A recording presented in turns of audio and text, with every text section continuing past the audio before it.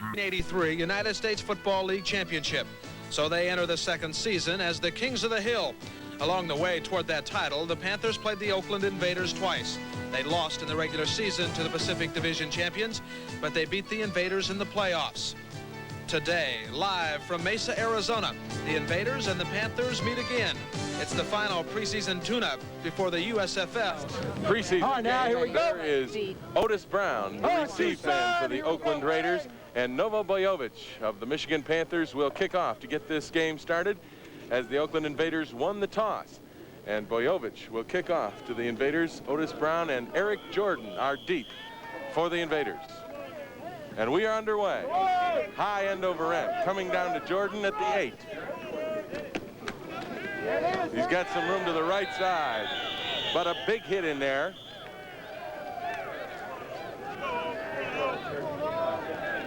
Paul Girgash, number 62, out of Michigan, made the tackle on Eric Jordan. Jordan got the ball up to the 28-yard line. Let's take a look at the Oakland Invader offense, the backfield. Fred Bisana, the key guy there, the quarterback. He led the league last year in completions and yards gained. The wide receivers, Ron Smith, Gordon Banks, and the tight end, John Thompson. The running backs, Terosian and Jackson. 1st and 10. Oakland from their own 24-yard line. The give is to the running back, Lewis Jackson, and Jackson doesn't get anything. Stopped after a gain of about 1. Like to mention on our broadcast crew joining us, Raymond Chester, formerly of the Oakland Raiders and the Oakland Invaders. Raymond, nice to have you with us. And Dennis Franklin is also with us as we take a look at the people up front for Oakland. Kurt Yonker at the tackle along with Dale Markham. Roger Lavasa, the center, maybe their best offensive lineman. 2nd down 9, Oakland. Give again to Jackson. Brought down by Ray Bentley.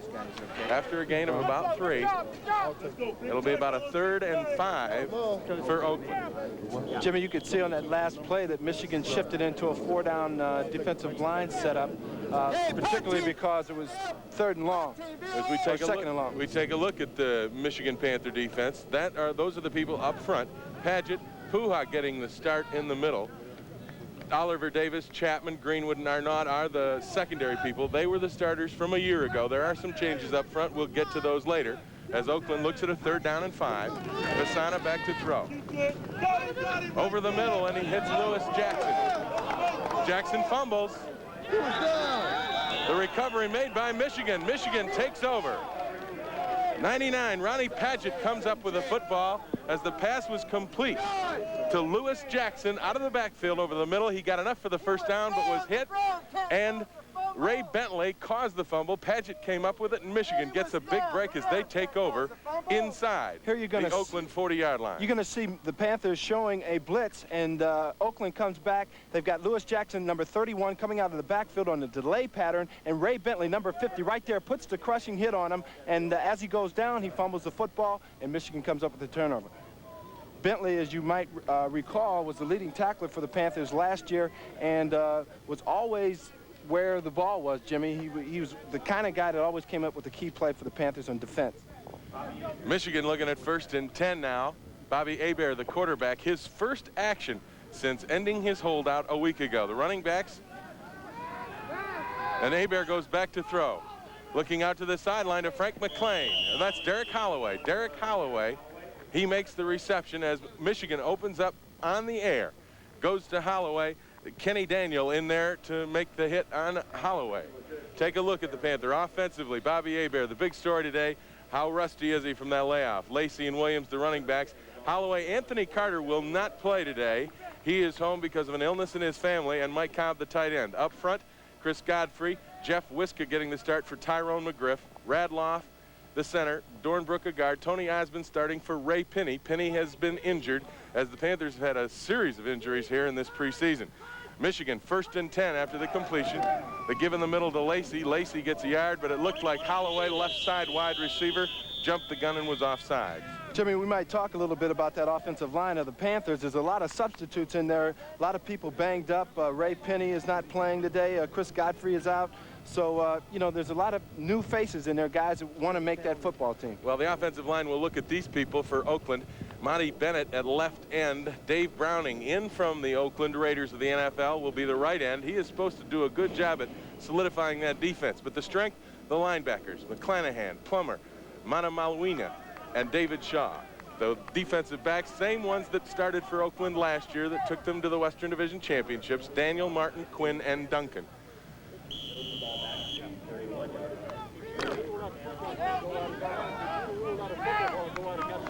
Bobby Hebert brings Michigan out. McClain split wide right. Wide left is Holloway. The running backs, Lacey and Williams. Williams tries the left side. That's Lacey.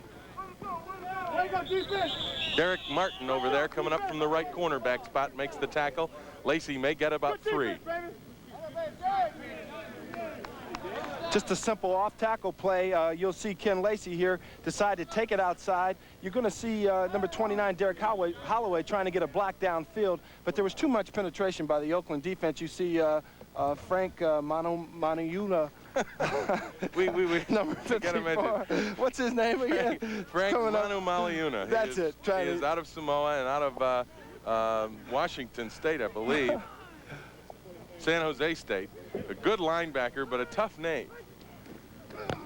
Hebert, the give to John Williams, going right side. He gets tripped up after gaining just a couple. Dupree Marshall, the nose tackle, 6'3", 258, his third year out of California. Got a hand in there on John Williams and tripped him up, and there's a Panther down on the field. Tom Dornbrook, the offensive right guard, is hurt. So while they work on him, let us take this opportunity. Just do not like scrimmage games. They'd hate to lose a key player like a Tom Dornbrook before the opening of the season. Ken Dallafour from Minnesota will take Dornbrook's spot at right guard as Hebert goes back to throw. Over the middle to Holloway. Holloway gets it short of the first down. He's about 4 yards short to the 20. John Sullivan, the free safety for Oakland, made the tackle. Michigan now 4th down and about 3.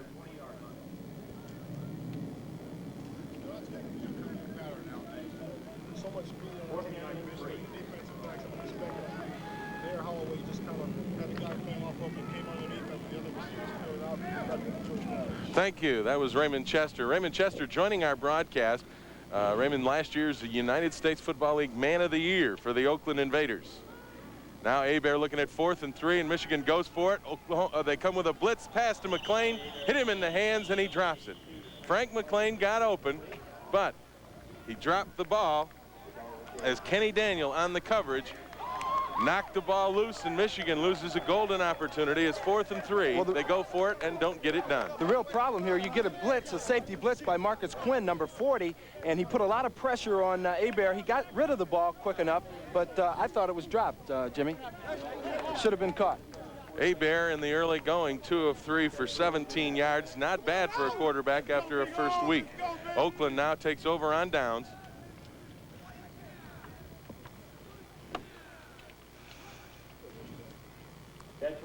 The pitch to Ted Terosian, the fullback, and Terosian tries the right side. He gets about 5.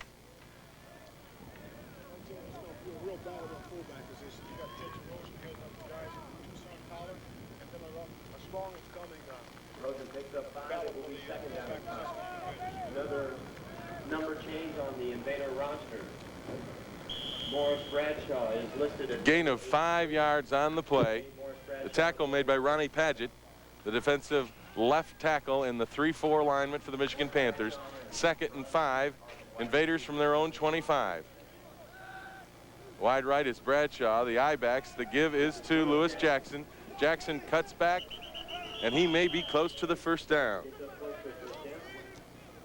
Mike Edwards, the outside linebacker, coming in and stopping Lewis Jackson. A gain of about 4. It'll be 2nd down and just inches. You know, Jimmy, I talked to Coach John Ralston today, and he was saying that they were going to place a lot of emphasis on the running game. They felt that they had to take a hard look at the running backs as they had stiff competition there, and we should look forward to a lot of action there from the running game. One of the keys, I think, because of that, Raymond, is the fact that Oakland last year was such a good passing team, but they didn't have the running game they wanted in order to sustain kind of a balanced attack. And I think that's what Ralston is looking for here in this last exhibition game. Absolutely. 2nd down and 1. Oakland loading up inside. The give is to the number 23, Otis Brown. He fills in for Lewis Jackson, and he gets easily the first down. Nose guard Dennis Puhine on the tackle for the Michigan Panthers as Oakland gets their first down of the afternoon. Ted Terosian, I thought that time, had an excellent block, opened up the hole inside, and allowed the running back to get through and make the first down. Raymond? Yeah, definitely. I think both of these teams were talking to them earlier. They were very excited about having the opportunity to tune up against each other since they both were top teams last year. Bisana calling a signal. Split backs are Jackson and Terosian. Bisana back to throw. Gets a rush. Moves out. Throws it long and deep, but the referee has blown the whistle. The pass intended for Aaron Williams. But the whistle was blown. One of the rules we should mention here in this last exhibition game of the United States Football League, because of injuries to quarterbacks in exhibition games, the referees have been told by the coaches, and these are all United States Football League regular season referees, that the quarterback will not be tackled. So if he rolls out and gets into some trouble, the quarterbacks will blow the whistle, and that is to avoid injuries. And I think at this stage of the game, a good idea, because the United States Football League, if one thing, aren't as deep as the National Football League. They just can't afford injuries. Especially when you're talking about the top 2 quarterbacks in the United States Football League. We don't want one of those guys to get hurt. It'll be 2nd and 13 for Oakland. Wide left Williams, wide right Bradshaw. Bisana going to Bradshaw, and it's incomplete. Clarence Chapman on the coverage. Bradshaw had the ball in his hands, and he dropped it. Looked like Bisana might have thrown it a little bit too far to the outside. I think he was really rushed, Jimmy. There's a lot of pressure from the linebackers that time. In particular, number 57, John Corker, put a lot of pressure on Bisana, made him throw the ball, I think, a little earlier than he wanted. You got to wonder, Corker must not be having very much fun today when they say you can't tackle the quarterback. Yeah, it's true. Now Oakland facing a 3rd down and about 13. They will have 3 wide receivers, 2 to this side. Bisana, the quarterback.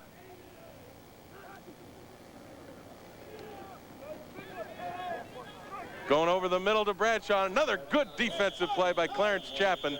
He bats the ball away. Clarence Chapman out of Eastern Michigan University, one of the real fine defensive backs at 5'11", 180 in his 9th year. 7-yard punt by Stan Talley of Oakland puts Michigan in a hole. Let's go down to John Schrader on the sidelines with the punter. Stan Talley, the all-USFL punter, over an average of 44 yards, and you got that one.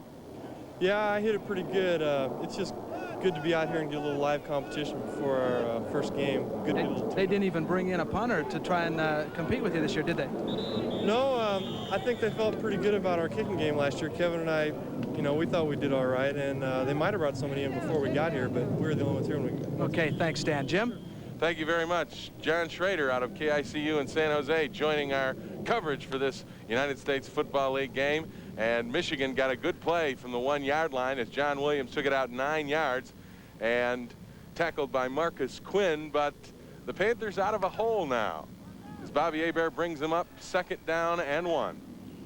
Wide right is McLean, wide left Derek Holloway. The backs now Cleo Miller and John Williams. Inside handoff to Williams. He's got enough for the first down.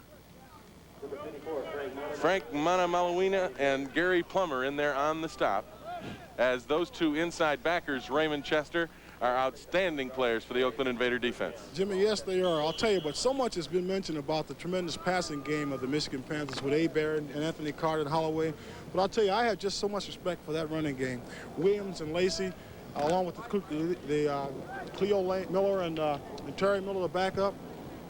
They just showed me a lot of effort last year. Now, so many times the running game is overlooked, but that's why the passing game is so good for Michigan, because you cannot load up and stop the passing game because they'll hurt you with the run. Here's Williams trying the left side. Cuts it back and gets good yardage. Marcus Quinn. The strong safety out of Louisiana State University, 6 foot 200-pounder in his 3rd year. He makes the stop on Williams as Michigan now keeping it on the ground. Williams gets 5 yards on first down. Williams looks strong, Jimmy. All the reports from the coaches in talking to them the last couple of days is he's probably having his best camp since he's been a Michigan Panther. 4 minutes, 30 seconds left to play. First quarter, no score in this game between the Panthers and Invaders. The last preseason game before the regular season starts in the United States Football League. Oakland showing a blitz, and it looked like Manu Maliuna got a little bit anxious and came across, and that will be called encroachment, I believe, unless Michigan drew them offsides. The referee signal offsides Oakland, so Michigan will get a free 5 yards. Come on, Frank. One of the keys to the Michigan Panthers, of course, the offensive line. They got Tyrone McGriff, Ray Penny, and Tom Dornbrook from Pittsburgh last year after the first few weeks of the season, and that's when Michigan seemed to gel.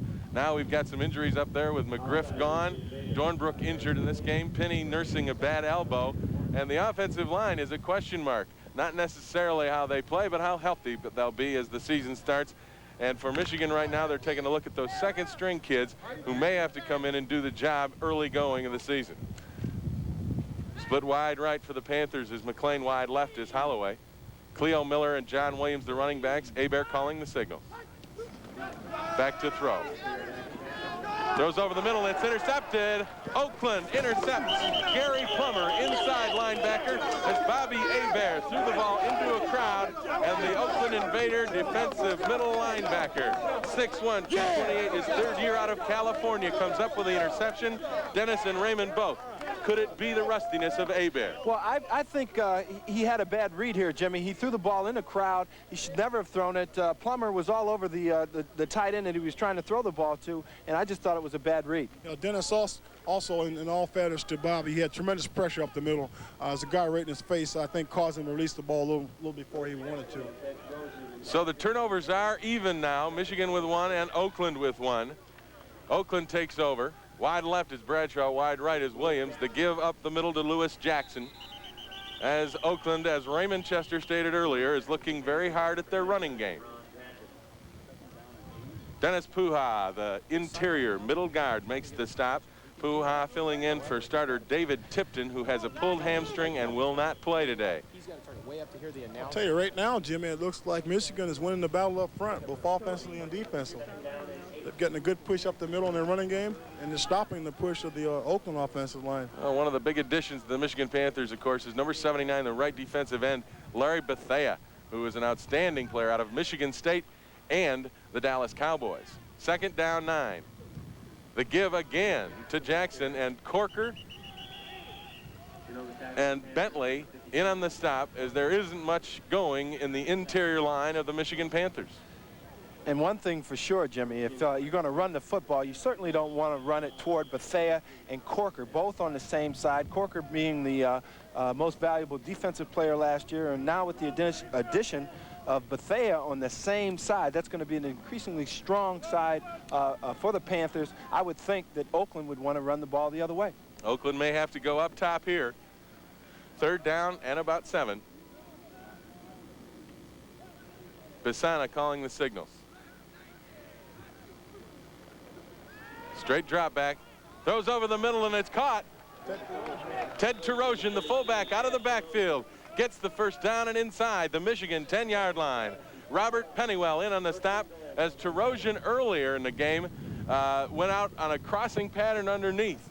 Lewis Jackson, rather, went out. He caught a good pass for a first down, but then fumbled. This time Terosian held on, and Oakland has a first down inside to the 10-yard line of the Panthers. You know, that's one of the things that Oakland's going to use against the tremendous blitz of the Panthers. That time, John Corker blitzed, and the fullback was just circling out of the backfield, and Pisana was able to get the ball off to him.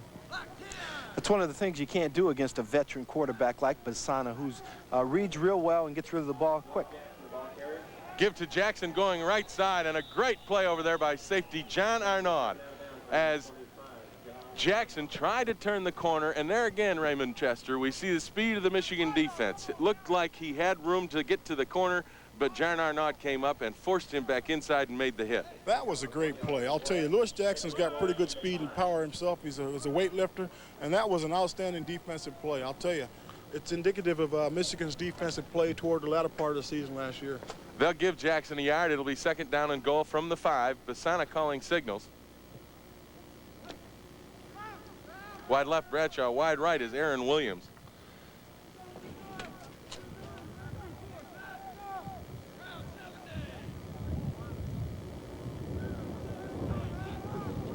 The give is to Jackson right up the middle. He's got it down inside the 5, maybe to the 2-yard line. Pennywell again in on the stop. Offensively up front, Lavasa, Jim Leonard, the right guard, just acquired by Oakland from the Tampa Bay Buccaneers in the National Football League, and Steve Houston, the left guard. Good job inside getting that offensive surge, and they've got Oakland now down at 3rd and goal from the 2-yard line. Toussaint Tyler, the big fullback out of Washington, comes in now. He is a power back at 6'2", 230 pounds. He is used on the goal line. That's the beef. When they ask where the beef is, that's the one, huh? That's the beef. You definitely need it. Here's where you need it, too. We have got a timeout for the Oakland Invaders. The Oakland Invaders saw something they didn't like. So with 3 seconds left to play in the first quarter, Oakland calls a timeout. That gives us an opportunity to break away and let you watch these messages. No score, Michigan and Oakland.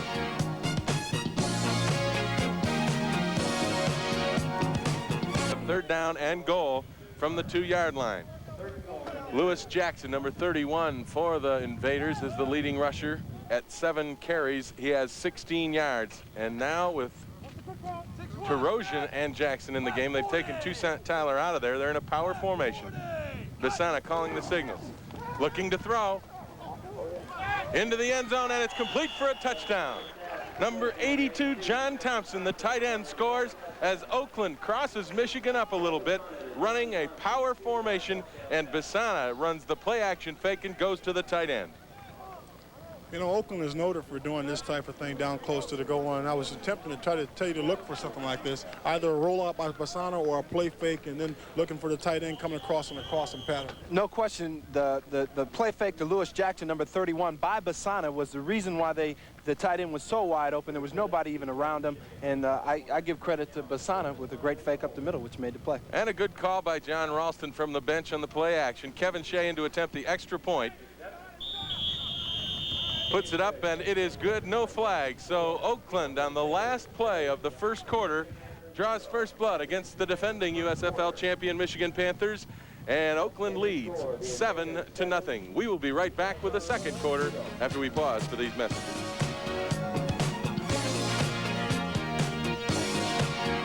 Not only were you wide open, but Marr was right behind you. He was wide open. Quickly describe to us how you had 2 tight ends in there and how they got so wide open. Well, that was our 138 wide sneak, and Tom Marr, he's supposed to take all the coverage with him and man coming across, and then I just slowly sneak across there. Any USFL coaches listening, remember that play. Jim? Thank you very much, John. Michigan returns the kickoff. Von Mansfield up to the 24-yard line. Other thing on that touchdown pass, John Corker talked to the referee after the extra point and said, I could have sacked the quarterback on the touchdown pass, but the hands-off rule, he said, right. They wouldn't allow it. So maybe Corker has a point. 1st and 10, Michigan, from the 24. 2 wide receivers left, and Hebert looking to throw. Throwing deep, down the middle to Holloway. Underthrown and almost picked off. Derek Martin, the man who almost picked it off, actually should have had it. Intended for Holloway, but it wasn't thrown deep enough. There's no question Bobby Hebert missed his read here. If you look at the bottom of the screen, look at 43. He's wide open. There's nobody even close to Terry Miller. He's standing on the sideline wide open. Bobby threw into coverage. He shouldn't have thrown the ball deep. He should have given it to Miller in the sideline. Wouldn't you agree? I think you're right. Also an indication that Bobby is a little rusty coming into camp late, perhaps. One thing I'd like to point out, tremendous importance of the kicking game, the special teams. 2nd and 10, Michigan. Terry Miller, Cleo Miller, the running backs. Wide right, McLean.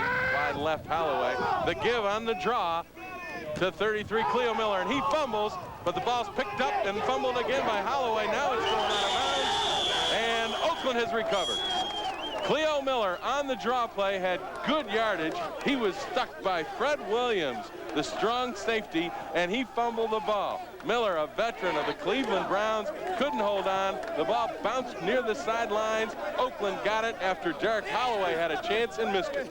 There was a collision of about 3 different Oakland Raiders who commenced right on Cleo Miller. He didn't tuck the ball away, came up with the turnover, gave up the ball, and it's a big turnover for Oakland. So Oakland gets the big break, and they will have the ball 1st and 10 from their Michigan 38 with 13:59 left to play here in the first half of this ball game. Let's pause for these messages. The corner, and it's complete. Toussaint Tyler makes the catch. Tyler, the big fullback out of Washington, in the flat. Well, Jimmy, as I said earlier, special teams has such an importance in this game. Michigan has been controlling the battle of the line of scrimmage. However, because of that tremendous punt by Stan Talley and the tremendous effort by Marcus Quinn to recover the ball, they maintained good field position and ultimately scored. And sometimes we overlook the importance of the special teams and how they actually have an effect on the outcome of the game. Even though they don't force a turnover, they can certainly play field position football if you've got good special teams that is able to give your offense room to work. Here's the draw play inside. Jerry Aldridge gets the ball and gets nothing. The previous play, the pass to Toussaint Tyler, gained Oakland about 5 yards, but this one didn't get anything as the entire interior of the Michigan defense, led by Dennis Puha, made the stop on Jerry Aldridge. 3rd down and 8. 3rd down and 8. The Oakland Invaders have converted one Michigan Panther turnover into a touchdown. They're now trying another one, but they're looking at a 3rd and 8 situation. They go with 3 wide receivers, William Smith and Bradshaw, and 2 running backs set up behind Bisana. Michigan faking a blitz.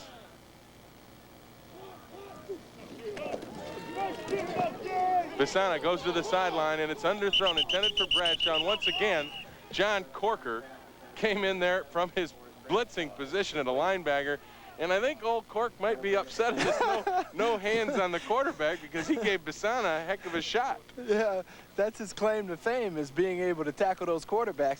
And if they want this game to continue without injury to quarterbacks, they better get Corker out of there in a hurry. Bobby, I agree with you. They better not dispute Mr. Corker, because the guy who single-handedly is responsible for 28.5 sacks, he knows when he could have made the sack, I think. Stan Talley, the man who boomed a 57-yarder earlier in the game to put Michigan in a hole, is back to punt, standing at his own 50. 2 men back to receive for Michigan, and Talley going for the sideline. And he hits a good one. It'll be out inside the 20. We'll have to wait for the referee to step it off. Talley hits it down inside the 15 to the 11-yard line. So Michigan will take the ball over. 1st down and 10 with 11:51 left to go in the first half of football. It is Oakland 7, Michigan nothing. We'll be right back. A little bit concerned because the Panthers, I think, don't look as sharp as they should in this last preseason game before they open the regular season next Monday night at the Pontiac Silverdome against the Chicago Blitz. Hebert still in at quarterback. The give up the middle to Cleo Miller. There's a flag thrown, but Miller had a good hole inside and gets a gain of about 15 outside the 25, but there's a flag back at the 12-yard line. The call is holding on the Michigan Panthers. So a good gain up the middle, and maybe the reason why is there was a little extracurricular holding going on inside. Well, I'll tell you, Jimmy, it still looks like to me that Michigan is controlling the line of scrimmage. You just take into consideration the fact that they started on the 2-yard line the last time they had possession, and here they start on about the 11-yard line. So field position is really taking a big part in this game so far. Exactly, and when you have to go the long way, you're more susceptible to making mistakes, as Michigan did earlier when they started from their 1, and Bobby Hebert threw the interception, and Oakland took advantage and went in to score to take the 7-0 lead. Panthers penalized down to the 6-yard line on the holding call.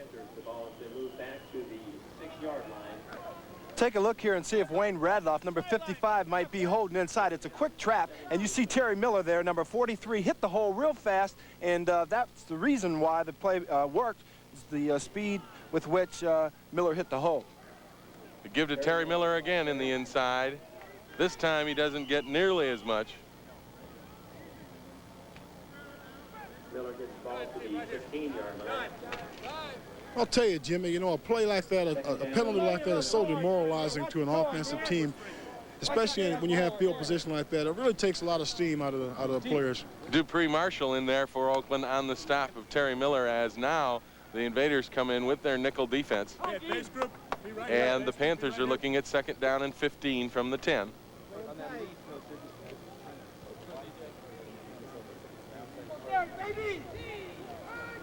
Wide left, Holloway, wide right, McLean. The give is to Terry Miller. Tries the right side. All right, Katie. He may get a couple, but there wasn't much room outside. Bit of a surprise there, Jimmy, on that call. It was more like a draw play that was headed for the outside with to Terry Miller, number 43, as you see there on your screen. Kind of surprised me that they would run that in that particular situation, 2nd and 13 and 14 yards. Kenny Daniel and Frank Duncan, the free safety in left corner, in there to make the stop. Down on the sidelines, let's go to John Schrader. Who Tim Spencer and the Arizona Wranglers have been picked by Sporting News to win it all this year, and we want to ask him a couple of questions because they open up next season against the next week against the Oakland Invaders right here. You like it here better than Chicago? Well, I like the weather a lot better, and you know, I'm getting used to it. But Chicago is a pretty nice town. There are a lot of things to do, a lot more things to do than out here. But I think it's pretty nice. Like I said, I'm gonna have to get used to it. Michigan Panthers were the champions of the league last year, and Sporting News says you guys are supposed to win it. Are you the best team this year? Well, I really can't say that. You know, it's nice to be picked like that, but you know, we still have to prove ourselves. Okay, Jim, I know George Allen's up here somewhere, and we'll find him in a minute or so, and we'll talk to him, okay? Fine, thank you very much, John. We appreciate it. Tim Spencer, of course, a running back out of Ohio State, and a very good one. The pass by Hebert on 3rd and 12, complete to Derek Holloway. We don't know whether he got the first down. The referees are measuring, but Michigan Panthers don't look too confident because they have already sent their punt team on the field. So let's take a look at the measurement and see if they did get it, and it looks about a yard short from here. Holloway on a turn-in pattern, and the receiver, Raymond, has to go down and get that first down yardage. Well, you know, Jimmy, he had first down yardage, but being the class receiver that Holloway is, the ball had a little less steam on it than he'd like to, so he had to come back beyond past the first down yardage, and thus he didn't get it. A good receiver always comes back to the ball, and I think it's again an indication that Hebert is not quite as sharp as perhaps he would have been. Dennis, as a former quarterback, would you agree with that in your estimation of Hebert so far? I think Raymond's assessment is accurate. Bobby does not look sharp, and you can't expect him to really look sharp. Here's a guy who's been out for 3 weeks, and if you could play without practicing, why would any of these guys be out here today? So it's understandable. I think Bobby's going to come along, but it's going to take some time. David Greenwood will do the punting for Michigan on 4th and 1.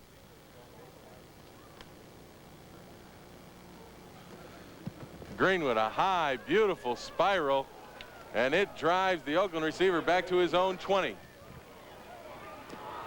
He's got room down the right side, makes a real good return of about 17 yards. Don Eccles in on the stop. Mark Lewis, the wide receiver. Mark Lewis, a wide receiver back there to receive the punt, did a good job on the return. You can see David Greenwood there taking a shot at somebody. I can't see his number. But those kind of things go on. You can see that this is a real, in terms of the excitement out there, that those guys are really pumped up. And we'll be back after these messages. This will take over 1st and 10 on their own 37-yard line. Bissana remains the quarterback. Aaron Williams and Bradshaw are both split wide right in the I. Terosian and Lewis. Bradshaw now in motion behind the formation. The give to Terosian. The pitch sweep left, and he doesn't get much. John Corker over on that side, along with Robert Pennywell. Also Larry Bethea in on the stop. A gain of about 2. You know, Dennis, the USFL is really giving a lot of great athletes a chance to show their wear. A guy like Mark Lewis, who's only 5'9", weighs 165 pounds. He's a world-class sprinter. He's got great hands, but he wouldn't have had a chance if it wasn't for this league. What do you say about that? Well, I agree, Raymond. In particular, I think it just gives a lot of guys who were never given a chance to play because of their size. They might have been too small or maybe not fast enough, according to statistics. But now with the two leagues, that gives them a chance, and you can never measure a guy's heart, and that's why you see the level of play that you see in this league. Lewis Jackson gets the call on the pitch sweep to the right side. He gets decent yardage. He picks up about 5. Mike Edwards and Dennis Puha for the Panthers in on the stop. Take a look at how the linebackers look at the offense. Is it coming at you? You can see number 59, Robert Pennywell, filling in a good cut back inside by Lewis Jackson that time, and he picked up fairly good yardage, and Oakland's faced with a 3rd and 1 now. Terosian and Jackson are the backs. 2 tight ends in the game. Actually, 3 tight ends, as Tom Marr is in there along with 2 other tight ends, and the give is up the middle to Jackson, and Jackson pulls his way for the first down. Once again, Dennis Puha inside in on the stop.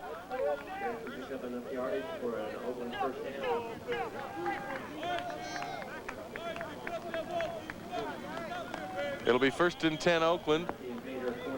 7 minutes left to play in the first half of this football game. The Oakland Invaders leading the Michigan Panthers 7-0. Let's go down on the field now with John Schrader. Just a quick observation, gentlemen. The Invaders are trying to run the ball and trying to run it as often as they can. And remember, their best running back, Arthur Whittington, hasn't been playing. He's injured. He told me on the sidelines a little bit ago that he's going to do the best he can to whoop Arizona even with his broken thumb. John Corker in on the stop as Lewis Jackson is making the Invaders maybe think that Arthur Whittington's injury is giving an opportunity for this youngster to look very good in this game. He certainly has run hard, Jimmy, and more importantly, he's held on to the ball. And Oakland looks impressive. They're working on their running game. They've been able to move the ball against the Panthers, and I'm sure Coach John Ralston's got to be happy at least up until this point. At this point, I think also the idea that Ray Malavasi, former head coach of the Los Angeles Rams, is now handling the offensive line for the Invaders. That makes a difference. Ted Terosian, he drops the ball, but that's recovered by Oakland. We got a little extracurricular activity, and we got 2 more flags going down inside. Now, this is the last exhibition game, preseason game, and these guys are ready for the regular season. It looks like it. I'll tell you, these guys saw each other twice last year, once in regular season, once in the playoff, and they split. We saw 2 flags go while the play was in action, and then we saw 2 more flags fly after the play had been whistled dead. We have a holding call against Oakland and a personal foul against Michigan and a personal foul against Oakland. John Corker now speaking to the official. We'll have to wait and see what they decide to do. It looks as though they will just replay the down, so it will be 2nd and 5 in the Oakland Invaders. And there again, that's a great demonstration of the enthusiasm, the excitement, the commitment by these players to play as hard as they can possibly play, even though they know it's an exhibition game. And some of these guys, Dennis, as we mentioned at the top of the show, their jobs are on the line. That's right. This may be their last football game. That's absolutely right. They're at 58 players now and have to be down to 50 by Monday. Pisana, pitch sweep left to Jackson. Ronnie Padgett makes a nice play from his defensive tackle spot, brings down Jackson after a gain of about 2 yards. So it'll be 3rd down and 3 Oakland. You know, Jimmy and Dennis, this is really do or die for a lot of those players. I mean, they realize, and they've been talked to by the coaches, and they realize that it's just, they may not be here Monday, and they're going all out. That offensive running back spot with the Invaders is just a hotly contested job right now. Oakland comes out at 3rd down and 3. They split 2 people left, Bradshaw and Smith. Now they go back to a setback with Jackson and Terosian, and Smith comes in motion. Pisana back to throw. Looks down over the middle. It's complete to the tight end, John Thompson, but there's a flag on a play and a whistle has been blown. And I believe the referees on that one felt that Corker would have gotten to Pisana, so they whistled the play dead. It's a real tough call. It's a very difficult thing for the officials to decide whether or not a guy is going to be able to tackle the quarterback or whether or not he would get the ball off and you don't touch him. So it's going to work both ways. That time I thought, you know, it could have went either way, but apparently Corker finally got his point across to the referee that either you blow the whistle or I'm taking his head off. I'll tell you, I think Mr. Bethea had something to do with that too. And I'll tell you, I think Freddie Pisana is glad they blew the whistle. Yeah. Stan Talley back to punt now for Oakland, the receivers for Michigan. Von Mansfield is one of them, and it appears Walter Broughton is the other. Number 42, Von Mansfield. Number 20, Robbie Futrell. Robbie Futrell, the other deep man for Michigan. This time Talley doesn't get the good kickoff as the ball bounces short, and it is down by Oakland at the 22-yard line. And that one looked like it came off the side of Talley's foot. We will be right back with more United States Football League preseason action. With 4:51 left to play first half, it's Oakland 7, the Panthers nothing.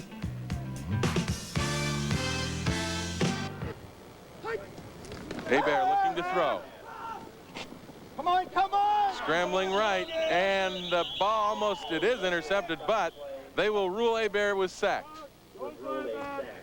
Monty Bennett, the left defensive tackle, 6'4", 263 in his fourth year out of Kansas State, was in Hebert's face, and they will rule a sack by the Oakland Invaders as Hebert got good protection, then started to roll right, but Bennett came off a block and got into him. Hebert once again, though, still threw into a crowd with that pass. Yeah, but Kenny O'Neill, number 83, the tight end out of Idaho State, he was out in the flat, and he never made a move. Hebert was waiting on him to make a move, come back to the ball, get yourself open so I can throw you the ball. He never did, and Bobby made the mistake of going ahead and throwing the ball. He shouldn't have done it. Well, Kenny O'Neill is one of those guys that has to play good in this scrimmage, or he may not have the opportunity much longer. Hebert back to throw again. Big rush, and Hebert will be sacked again. And it once again is Monty Bennett, as the Michigan Panther offensive line is not giving Hebert much time to throw. I'll tell you, Jimmy and Dennis, Coach John Ralston's got to be really feeling real good right now, especially with those last two pass rushes. One of his major areas of concern was his pass rush. Good job out there, D. With the exception of a few brilliant spots by Cedric Hartman, who's now gone.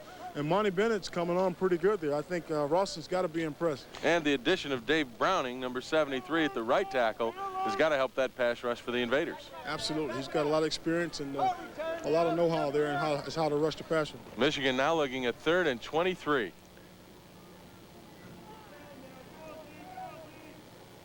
Hebert with his back to the goal line. He'll go back to throw. Good protection this time. Down the middle to McLean, and McLean drops it. Frank McLean at about the 25-yard line dropped the football. The Oakland Invaders in a zone, and McLean found the open spot, but that's the second one that Frank McLean has dropped. The coverage by Derek Martin. You can see here why Bobby Hebert is as valuable as he is. You can see his ability to get the ball in between three defenders from Oakland. He's got that slingshot arm, and he can really throw it. Frank is really not helping his cause, though, being that he's dropped 2 passes already today. David Greenwood will be back to punt, and he'll be kicking to Mark Lewis of Oakland, who had a great return the last time on a great Greenwood punt. You know, that's something I wanted to ask you guys about. Dennis, how do you feel about a starting player being a punter? You think it affects his ability to punt the ball in a crucial situation? No, but I think the real concern is whether or not you lose him. Last year, we had a situation where David got hurt, and we didn't have a punter. So we had to go out and get a punter. So, you know, him being in there in the lineup all the time, having to play 2 duties, it's very difficult. And David Greenwood hit a 50-yarder at that occasion, and Ron Osborne down from Michigan to tackle Mark Lewis. So Greenwood with the punt gets him out of trouble. And another thing I think is key about Greenwood being the punter, Raymond, is the fact that when you have a player, especially with a roster the United States Football League has of 41 players active, that if you got a guy that can do 2 things, it takes two jobs, and he's one guy, so you can get an extra player on the team that you may need at a certain position. Jimmy, when he can hit a 50-yard line, 50-yard out of his end zone, that kind of adds to it a little bit. Yeah, it does. First down and 10 from Basana. Basana overthrows Bradshaw. So it'll be second down and 10 now. We've got 2:53 left to play, first half. The Panthers trail the Oakland Invaders 7-0. Oakland scored on a pass from Basana to John Thompson, the tight end, on the last play of the first quarter. And that's all the scoring we've had in this game. Basana, the quarterback, splits Bradshaw left. Wide right is Ron Smith. Eric Jordan out of Purdue, now the tailback in the I formation, as Smith runs across the formation. And here is Jordan. Big hit on the defense. Jordan gets about 4. Ray Bentley out of Central Michigan, 6'2", 240-pound, second-year pro, along with Ronnie Padgett, the defensive end on the left side, made the hit on Eric Jordan. Dennis, did you see how John Corker turned that play in? Yeah, it really, what he did was he wiped out the blocking of the offensive line of the Oakland Raiders, and the running back had to duck inside, actually, and Ray Bentley came over and filled inside and made a good hit on the play. That play was designed to be a sweep, and John Corker stood out there like a lone island and turned the whole play inside. Jerry Aldridge and Eric Jordan are the running backs. Basana, the quarterback, throws to Aldridge, and Aldridge is nailed after a loss of a couple yards, with Robert Pennywell in on the stop. Robert Pennywell read that beautifully, and as soon as Aldridge caught the ball, it was over. Yeah, you could see Robert Pennywell, 59 right here, has the receiver, Aldridge, man-to-man, and as soon as he was covering him, wherever he came out of the backfield, that's why he was moving to the right, and as the ball was thrown, Pennywell was there to make the tackle. You know, Dennis, he made that play despite being hit before the ball was thrown. I'll tell you, he was never fooled, and he was in position to make the play, and the guard got out there and hit him before the ball was thrown, and he made the play anyhow. I think both these football teams defensively, their strength is their linebacking core. Oakland has a good linebacking core, and I know the Michigan Panthers were very satisfied with their performance of their linebackers last year, and feel like the addition of Bethea is only going to help the strength of the linebackers this coming season. We've got the 2-minute warning for the first half as we take a look at Michigan Panther coach Jim Stanley. Stanley, of course, last year took a team that opened at 1-4 into the championship game and won it all. And again, as we mentioned at the top of the show, the Michigan Panthers have not stood still. They have signed good players. The addition of Larry Bethea up front. They've got an idea that you can't stay still and win in this league, especially with the other teams getting as well as they are, picking up other players from the National Football League and their draft. And that's a credit to the management. You know, we've got a new president and general manager, Vince Lombardi Jr., and he deserves a lot of the credit for getting a lot of these players back signed and ready to play football. And I think that is a key part of this organization, is that they're aggressive and they want to win and possibly form a dynasty here. Raymond Chester, let me ask you the question. The Oakland Raiders, when you were playing for them, they were one of those teams that always seemed to have trouble amongst themselves. Michigan Panthers had a couple holdouts this year. How does that affect the club? Well, I'll tell you what, from the Raiders standpoint, it always seemed to draw the team closer together. There were a lot of outside adversities and turmoil, some caused by Al Davis and some by the players, but it always seemed to make the club that much tighter together, and they always pulled through in tough situations. Well, the Michigan Panthers now, with all of their people in camp after a couple of holdouts, trailing in their last preseason game against Oakland 7-0, see the punt of Stan Talley go off the side of his foot again and go out, get a good roll, go out inside the 20 at about the 18-yard line. So the Michigan Panthers now will take over. 1st and 10. Bobby Hebert remains at quarterback for Michigan. The running backs are Terry Miller and Cleo Miller. The wide receivers, Walter Broughton and Derek Holloway. Jimmy, I think this is a key series for the Panthers. It'll give Bobby his first chance to work the 2-minute offense since he just got back. So with 1 minute and 49 seconds left to play in the half, we'll see what Hebert can do with the 2-minute offense. Derek Holloway has been replaced out there by Frank McLean. They are both split wide right, and Hebert looks to throw. Goes into the flat, and it's incomplete, intended for Terry Miller. And Miller, who had it in his hands, dropped it. In on the coverage, David Jefferson, the outside linebacker in the Oakland Invaders 3-4 front. You know, Jimmy and Dennis, I haven't seen Bobby Hebert go to his tight end. He's got a fine tight end. I think Mike Cobb's going to be the class of the USFL this year, and I haven't seen him use his tight end. One thing we might ask both of you people, what is the effect of Anthony Carter not being here do to the defense and what they can do to Michigan?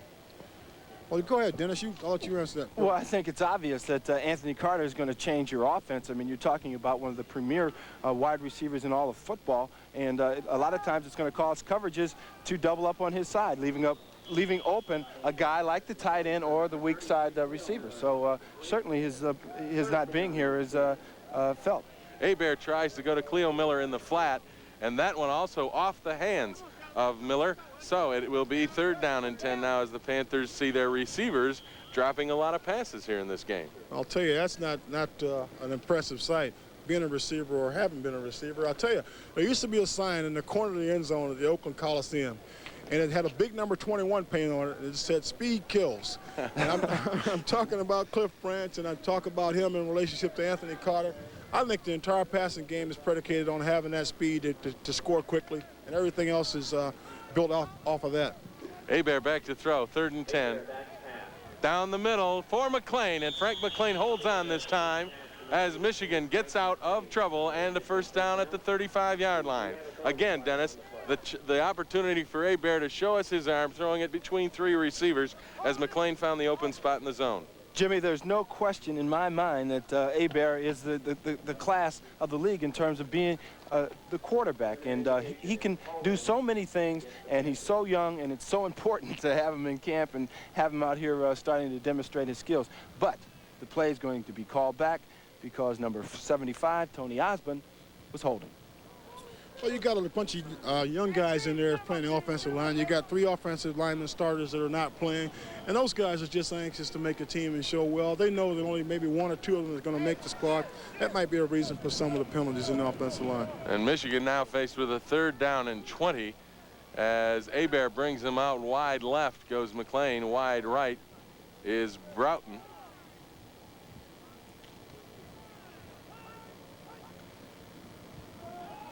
Hebert back to throw, getting a rush, gets out, throws deep down the middle. It's intercepted, but once again, the referees will blow the play dead because Bobby Hebert was ruled as a sack.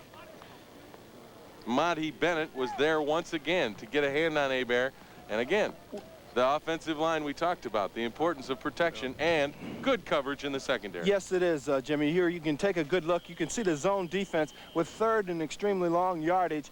You can see the defensive backs kind of dropping back to get in their areas. And once again, because Hebert was flushed out of the pocket, he was considered down. He just let the ball go, and it would have been intercepted had it been. Dennis, absolutely. But again, you see what the absence of Anthony Carter does for the Oakland secondary. Carter is in the game. The safeties aren't able to hang in the middle like that. They got to go to Carter. They got to respect that speed. Here, Marcus Quinn just hangs in the middle. Hebert puts the ball up. He's able to go to the ball easily and make the interception. Good point. David Greenwood with a 37-yard punt off the side of his foot gives Oakland an opportunity here with 1 minute and 14 seconds left to play in the half. A good opportunity to get into the end zone as Greenwood's punt off the side of his foot out at the Panther 30-yard line. It'll be Oakland 1st and 10. Smith is split wide to right, wide left is Bradshaw. The running backs, Terosian and Jackson. Visana to throw. Over the middle, he's got Jackson. Nice move to get by Bentley, and he gets extra yardage down near 1st down. Robert Pennywell the stop, and Oakland goes with the hurry-up offense. Once again, it's that little pattern out of the backfield to Lewis Jackson, number 31, coming out of the left side. And he can catch the ball and make good moves after he gets the ball. So we'll look for Bazana possibly to come back with something else to back out of the backfield. Well, Bazana got the play off, but I believe we've got an offsides call as the head linesman to the... A little movement there, I think, Jimmy. On the right side of the Oakland line, I think... And again, those are mistakes that shouldn't be happening this late in training camp as Oakland gets an illegal procedure call on a 2nd down and 1. Now they're looking at a tougher down to convert at 2nd and 6. And with 53 seconds left to play in the half, that's not the kind of thing that you want to see. It can cost you a game as you get into the regular season. It can also cost you your job if you're a player to make mental mistakes. I'll tell you, if that penalty caused them to be out of field goal range, you might be right, Dennis. Second down and 6. Wide right, Bradshaw. Wide left is Smith. Here comes Corker on a blitz. Bisana over the middle to Terosian, and Terosian is met, but continues his leg drive and gets the first down. Both Pennywell and Bentley met Terosian, but Terosian did not go down, showing good balance and got enough for the first down. Terosian really shows you something here. Number 32, once again, the route is when they circle out of the backfield, and Bisana does a good job of getting the ball away. But watch here as these linebackers converge on Terosian, how he keeps his balance, they don't wrap, and he makes the first down. And Oakland goes without a huddle. Bisana looking to throw again. He's getting a big rush, rolls out, throws it, and it's incomplete. That's good movement on Bisana's part. I'll tell you, that's one of the things they were concerned about last year, is that Bisana's movement wasn't quite what they wanted it to be, and he showed good movement there, though, Jim. But it looked like, too, that the pass was intended for Terosian, and Terosian saw Corker right about 2 feet from him, and I think Ted heard footsteps from Big Cork. Yeah, I was going to say that I thought they should have called the play dead, because 76, John Banasak was the guy who was putting pressure on him and said, hey, look, you know, I could have tackled him. Why don't you call it dead? And they did. And they did. They did. So that will go as a sack for Banasak. Banasak, one of the players on the defensive line for Michigan that has to look good today, because he's one of those players on the bubble. And Bisana of Oakland calls timeout with just 9 seconds remaining in the first half, as Oakland leads 7-0, and they are looking at a second down and about 18. They had a strange formation there. They had the tight end split out a little wide, like they were going to do something tricky there. One interesting fact is that Bisana has not completed a pass to his wide receivers yet. What do you think about that, Dennis? He doesn't need to, as long as they keep moving the ball the way they are. Seconds left. Oakland comes out of the huddle. Bisana, the quarterback. He's got 3 wide outs now. To the left is Bradshaw. To the right, Smith and Williams.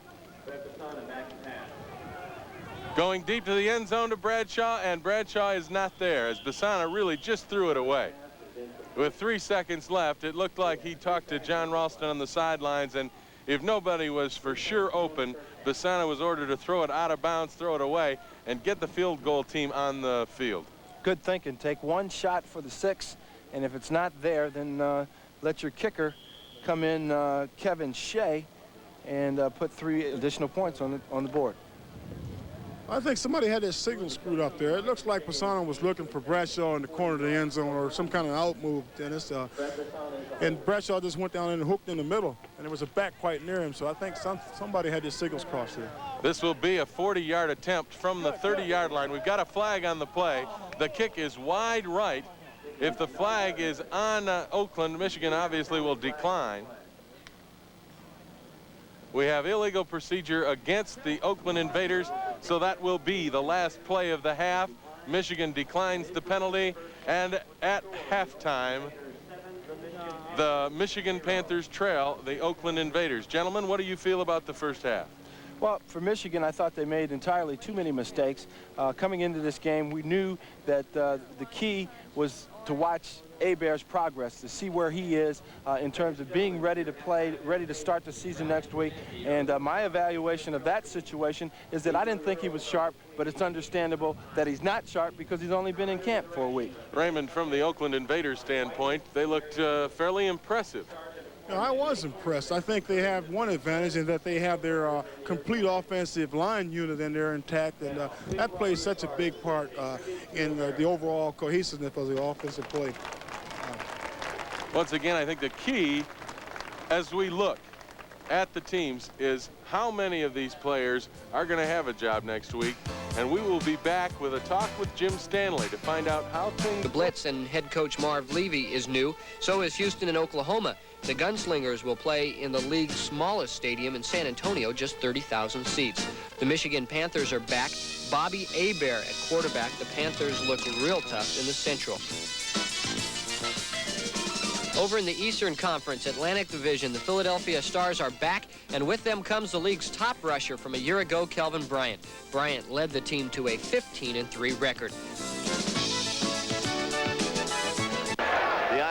formation, and of course Bryant is the tailback behind Russell and Fusina.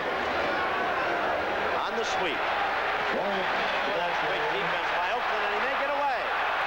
Oh my! He's breaking it back to the other side, and it's a foot race now. And Bryant is finally going to be dropped at about the 25 of the Invaders, when by all rights he should have been stopped at the line of scrimmage back at the 30. The New Jersey Generals had their problems last year, but when Herschel Walker came around, so did the team. 1 year's experience just may have done the trick for the Generals.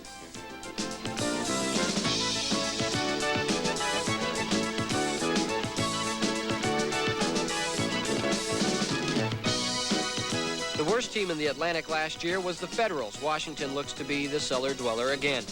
The Pittsburgh Maulers in training camp. Number 30 is none other than Heisman Trophy winner Mike Rozier. Rozier is playing in his first game with Pittsburgh today.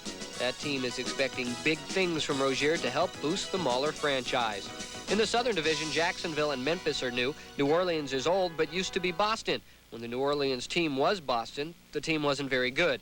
The Birmingham Stallions are a good team, hoping to get better. They're still looking forward to Joe Cribbs, but Cribbs isn't so sure.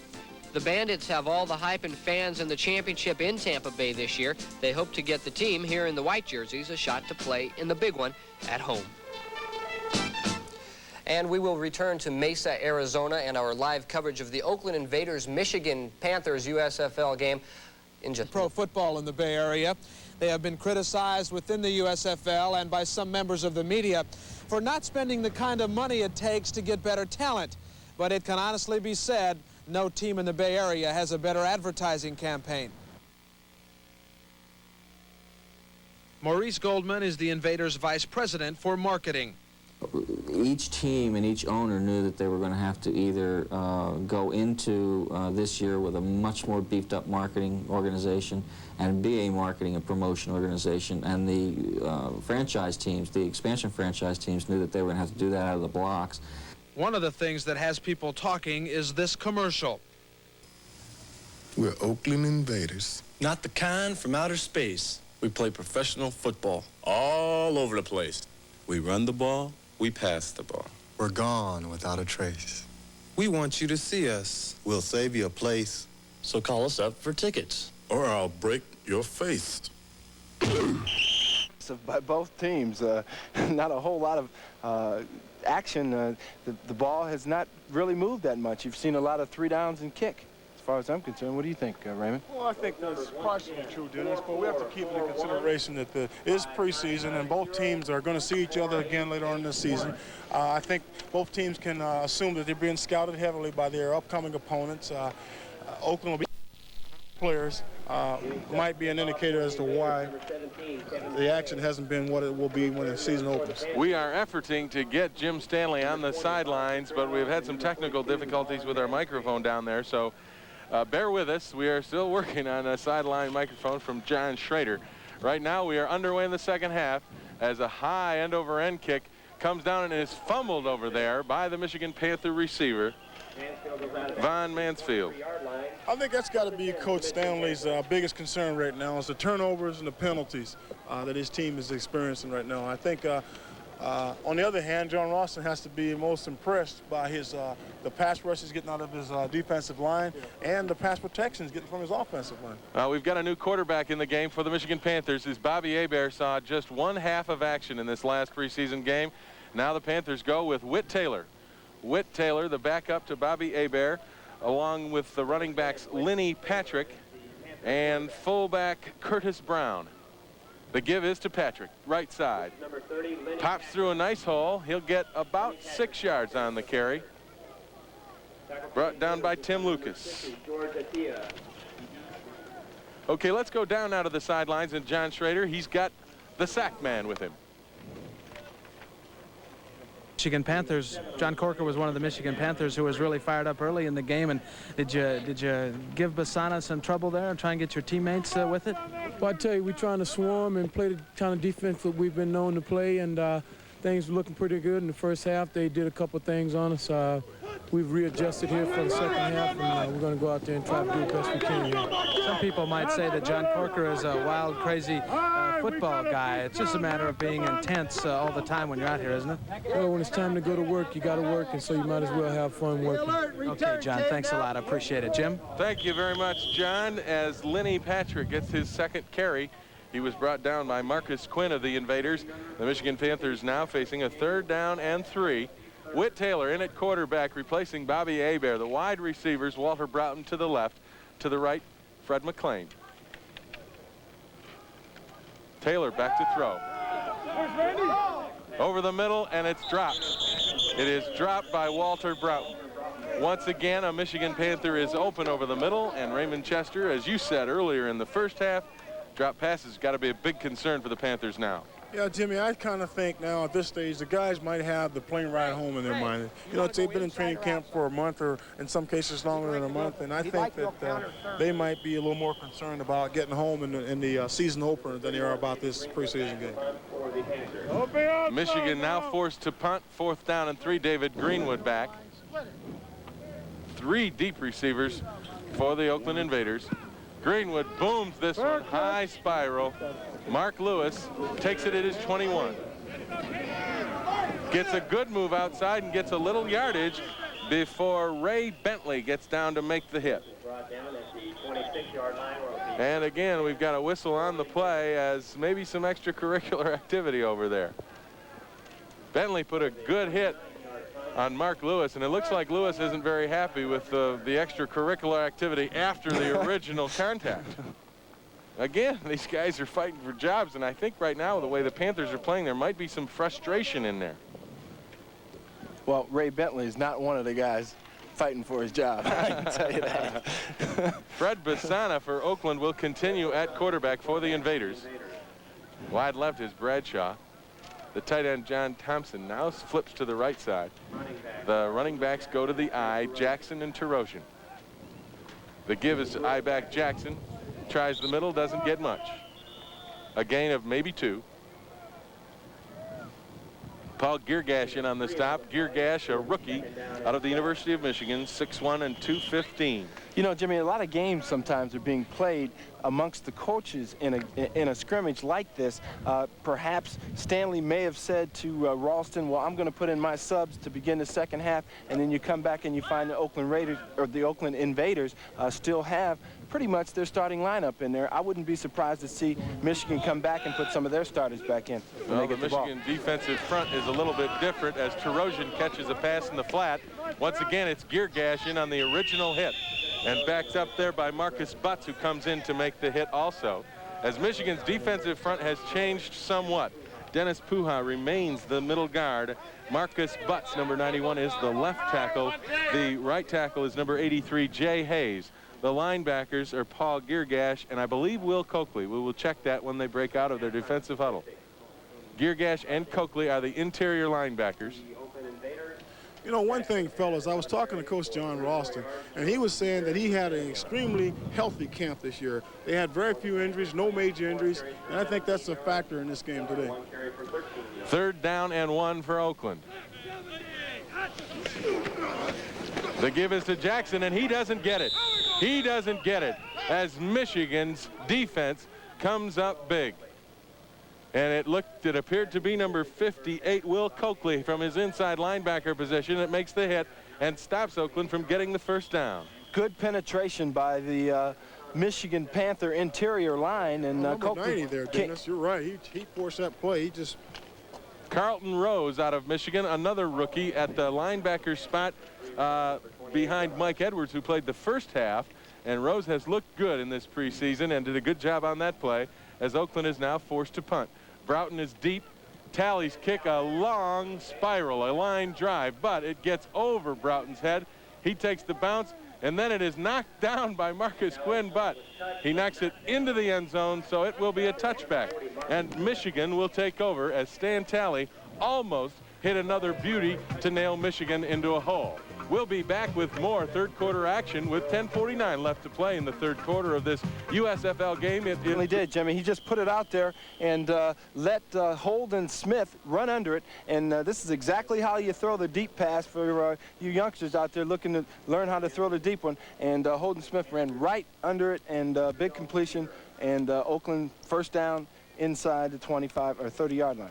Dennis, you know the word is out of the training camp, but they have clocked Holden Smith at 4.35 in a 40-yard time. Holy cow. He's got tremendous speed, and I'm glad to say he had tremendous hands on that particular play. Blazing speed. Let's go down to the sidelines now, and John Schrader, who has Michigan running back Ken Lacey with him. Those Michigan fans are certainly familiar with Ken Lacey, but for the information of everybody else, Ken was the third leading rusher in the USFL last year, nearly 1,200 yards. Herschel Walker and Kelvin Bryant, a couple of guys you probably all heard of, were ahead of him. And what did you, or how are you quoted as talking about Walker and Bryant? Well, I said that Walker has the yardage, Kelvin has the yardage, but I got the ring. The championship ring you're obviously alluding to. Does it bother you that, you know, as far up on the stats as you were, that you're not one of the famous running backs in the league? Well, no, not really. You know, it's a situation that I've had to deal with, you know, all through college and, you know, into the pros. But it's no problem as long as we keep winning those championships. Of course, the championship ring has made you as wealthy as Kelvin and Herschel, right? Yeah, with all the millions they have, they can't buy one of those. Okay, thanks, Ken. All right, Jim. Thank you very much, John. They give to Otis Brown up the middle. He doesn't get much against the Panther defense. The pass completion to Holden Smith was for 47 yards to get Oakland out of trouble and into Panther territory at the 29. There was no gain on the play there from Otis Brown. Paul Girgash, linebacker out of Michigan, made the stop. Bisana still in at quarterback for the Invaders. Wide left is Holden Smith. Wide right is Aaron Williams.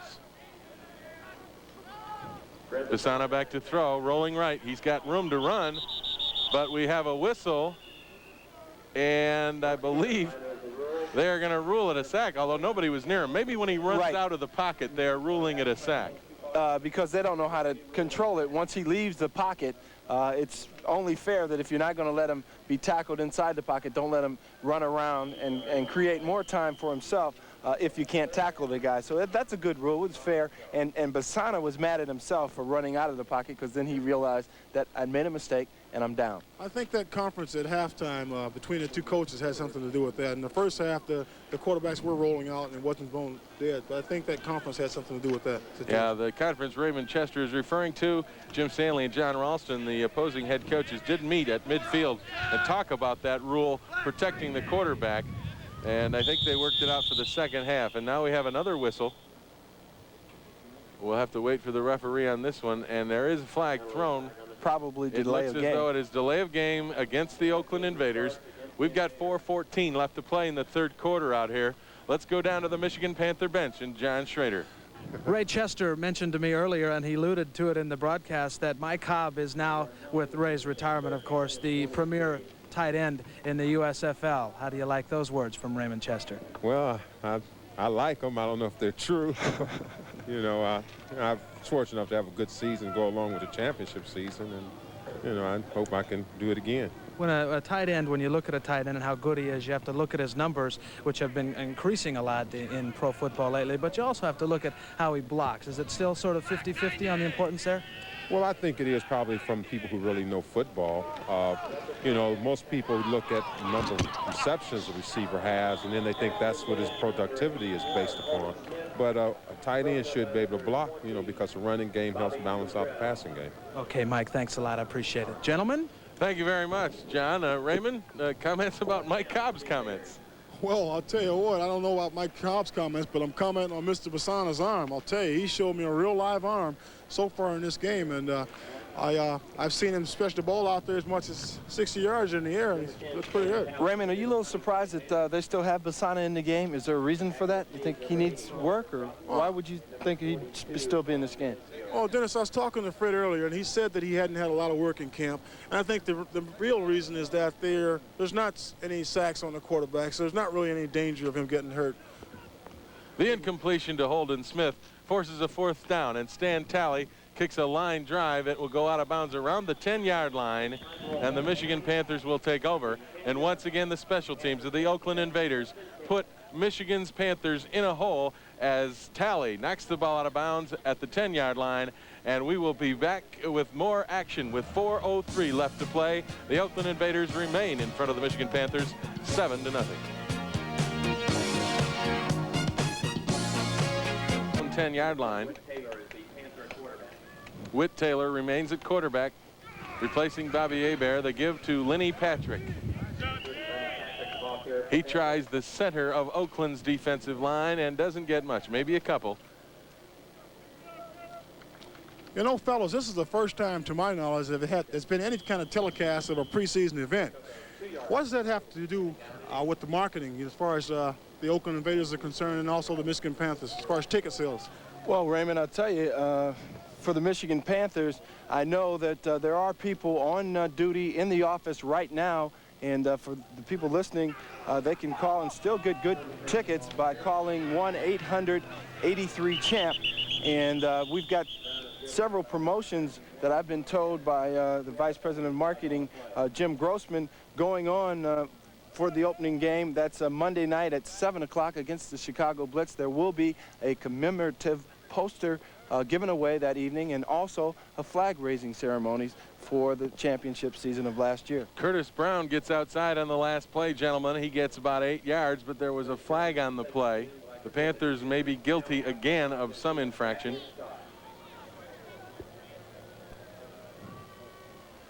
Take a look at Brown as he tries to get outside, and the call is holding against the Panthers.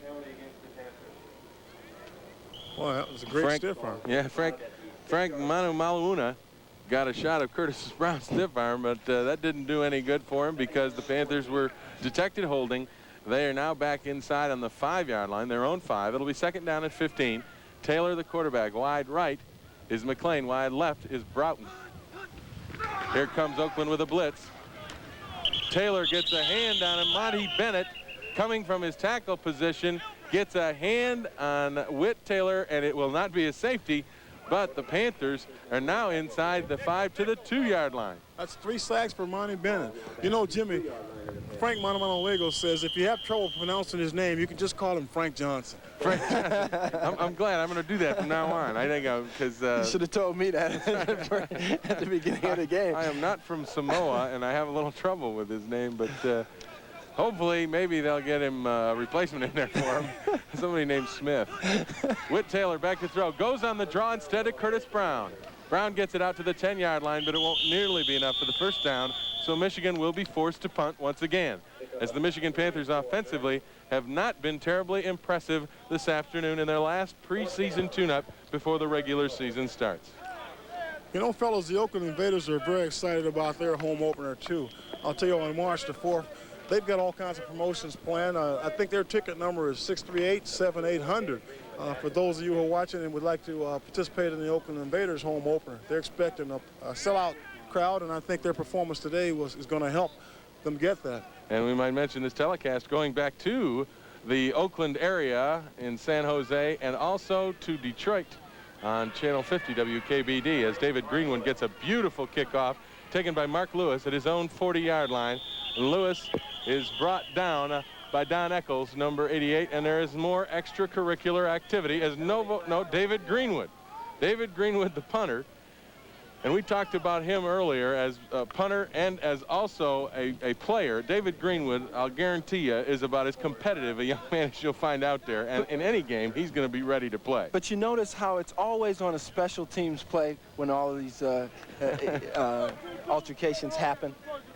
That's because people usually take cheap shots at each other on special teams plays, and they don't want to lose. They don't want to get hurt, and it's easy to get hurt on a special team play. Somebody clipping you from behind or hitting you from a blind side.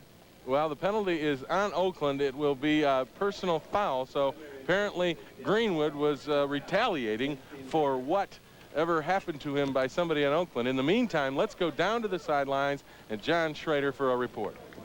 I have Gary Plummer with me, the linebacker, one of the starting Invaders linebackers, and he's got a little bit of a problem with his left leg here, and he's not going to play the rest of the way. Can you tell us what happened?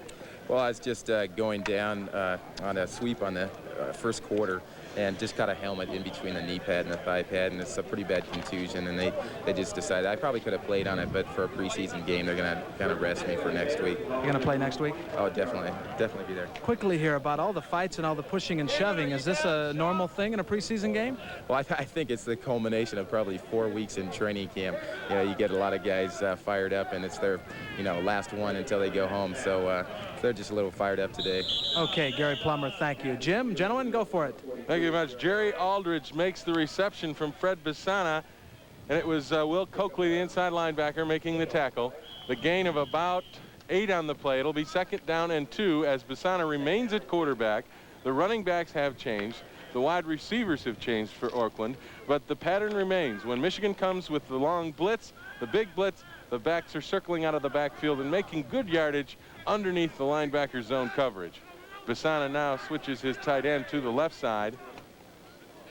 He's got 2 wideouts, and we've got a mix-up in the play as there was some action in the backfield, so there will be an illegal procedure as Aldridge got the ball and made good yardage, but the whistle had already blown, so half the guys were playing and half the guys weren't. Let's go back down on the sidelines once again to John Schrader. Lindsey Mason was the left tackle on that play. He played some for the Raiders for several years, backup lineman, and also started some games 2 years ago for the San Francisco 49ers, the left tackle on that play. Interesting note about him, we were told earlier in the day that he wasn't going to play at all. We thought it was because he just joined the club a few days ago. The real reason is they didn't have pants big enough for him, and they had to get some pants big enough for him to get in the game today. Sounds like a problem I had once in my career, John. Okay, it will now be 2nd down and 8 as the Oakland Invaders were detected for illegal motion. And it will be Bisana with Holden Smith split wide to the right. Aaron Williams to the left. The give on the draw to Eric Jordan. And Jordan is brought down by Bobby Futrell. Bobby Futrell, one of those guys that must play well today. His possibility of his job is on the line. I'll tell you, that those Oakland running backs are really in the competition, as I said earlier. It's a good call by the Invaders. You see Eric Jordan there doing a good job of holding on to the football, making a good cut. But the thing that made the play was the call. It was 2nd and long, and they came up with a draw play. The Michigan defense was expecting a pass, and the draw worked very successfully. We've got just a half a minute left in the 3rd quarter. Oakland leads Michigan 7-0. Fred Bisana, the starting quarterback, still in there for Oakland. He's got Aaron Williams in motion. The pitch to Jordan. Jordan makes a good cut and gets outside. We've got a flag on the play. A flag on the play. Ron Osborne came up from his safety position to make the tackle on Jordan. But there is a flag on the play. It looks like holding against the Oakland Invaders. So a good gain by Eric Jordan does not materialize because of a penalty. Jimmy, I was real surprised that Jordan came through all of that because it was great pursuit by the Michigan linebackers. You'll see Will Coakley and Paul Geargash both fill holes very well to the left side, and then all of a sudden you see Eric Jordan come out of the group. Now watch here as Jordan goes to the right. Look for number 62 right there. Geargash try to get through to get him. In fact, he was picked up and blocked inside, so that's the reason why Eric Jordan came through. Geargash was blocked. That happens. That's what they do out here, isn't it? Speaking of blockers, fellas, we got a couple new tackles in there for the Invaders. We have on the right tackle Mike Dahm, who's our 2nd-year player, and we got perhaps the biggest acquisition of the Invaders recently, Lindsey Mason. So got about a 6-year veteran of the NFL playing left tackle there. Well, they found some pants big enough for Mason, apparently. And now Bisana goes over the middle once again. This time Eric Jordan cannot hold on as the Invaders continue their strategy of running their backs out of the backfield and throwing the short pass underneath the linebacker coverage. This time Jordan drops it, and that will turn the down marker to 2nd and 17. I think Bisana kind of let up on that pass play, threw the ball a little bit behind Jordan instead of right on the money. As a quarterback, sometimes you sit back there and you see a wide open running back come out of the backfield, and you tend to let up instead of throwing the ball with your natural motion, and that's really why the pass play wasn't completed. Dennis, how much does confidence come into play with a quarterback and a receiver or a new receiver, a rookie receiver, something like that. I think confidence is everything in sports. You've got to feel like you've got the confidence. Otherwise, it's going to come across, particularly in a situation like that. You want that ball, and you know that you can catch it. It's very, very important. The draw play to Jerry Aldridge gets the Invaders about 10 yards. It will be 2nd down and 10, but that play marks the end of the 3rd quarter. So, with the score, Michigan 0 and the Oakland Invaders 7. We will be right back with the 4th quarter of action after we pause for these messages. The Oakland Invaders have a 7-0 lead over the Michigan Panthers. Fred Bisana, the quarterback for the Oakland Invaders. I believe that's him remaining in the game. Yes, it is. Bisana still the quarterback. They are looking at 3rd down and 9. Bisana straight back to throw. Over the middle and intended for Jerry Aldridge. The ball poorly thrown and incomplete. So the Oakland Invaders will be forced to punt. Just a bad throw by Bisana. Aldridge was standing there wide open. I'm not sure whether or not his view was obstructed and he didn't get a chance to see Aldridge, or whether or not it was just a bad throw. But anyway, it's an incomplete pass, and Oakland will have to punt. Broughton and Futrell are deep for the Michigan Panthers. It will be Stan Talley kicking. There you see Walter Broughton. He is a rookie, 5'10", 173 out of Jacksonville State. Stan Talley will be kicking for Oakland. You know, an interesting fact about Jerry Aldridge, who we just saw catch a short pass a little while ago. He holds the Oakland team record for the longest run from scrimmage as well as the longest pass reception for a touchdown from scrimmage for Oakland.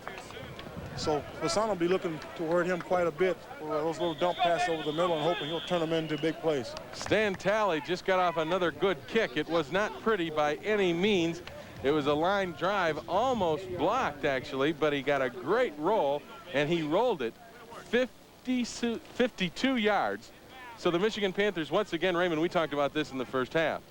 Field position is so key. Special teams have really given Oakland the opportunity to put Michigan in a hole all afternoon. Let's go down to the field now, and John Schrader. One quick comment. Fred Bisana, we understand, was going to play the whole 3 quarters anyway, stayed in to finish out that series. Now Mike Livingston is warming up. He is the graybeard, literally, for the Oakland Invaders quarterbacking corps. Spent 15 years in pro football. He is 38 years old, out of SMU. And Mike Ray is in the game now for the Michigan Panthers. He takes over for Whit Taylor opening this 4th quarter. He attempts a pass out there to Frank McLean, little underthrown. The coverage was by Daryl Hart. And we have a flag on the play. Once again, the interior line holding the call against Michigan. I gotta tell you that Frank McLean was wide open. He had beaten Daryl Hart clearly, and probably one of the shortcomings of Whit Taylor is that Mike Ray, he doesn't have the ability to throw the ball deep like a Bobby Hebert. He doesn't have the strong arm then of a Bobby Hebert or Whit Taylor's. Whit Taylor's arm as strong as Hebert's? No. And no doubt, Dennis, about that's been the rap on Mike Ray. He's an excellent quarterback at maneuvering the ball down the field in situations like 2-minute drill and that type of thing. And I think that might be Jim Stanley's idea as far as having Mike Ray as a backup quarterback. The running backs are Lenny Patrick and Curtis Brown. The receivers are Broughton and McLean. McLean now in motion. Mike Ray back to throw from his own end zone. Looking over the middle, and he's got his tight end. That's Ken O'Neill. And O'Neill gets it out over the 15-yard line. Marcus Quinn, the safety, up to make the hit on complete to Eccles. Complete to Don Eccles, the tight end. Not much of a gain, but again, under heavy pressure, Mike Ray did get it off. And Michigan gains maybe a couple yards, so it'll be 3rd down and about 2. There's no doubt about it, fellas. I think Mike Ray's strong points are his ability to scramble, move around in the pocket, and to move the ball down the field utilizing his tight end and his running backs. When he was with the LA Express, his tight end, I think, led the league for tight ends in terms of number of receptions. So he'll go to the tight end often. Michigan now going with 2 tight ends and 1 wide out.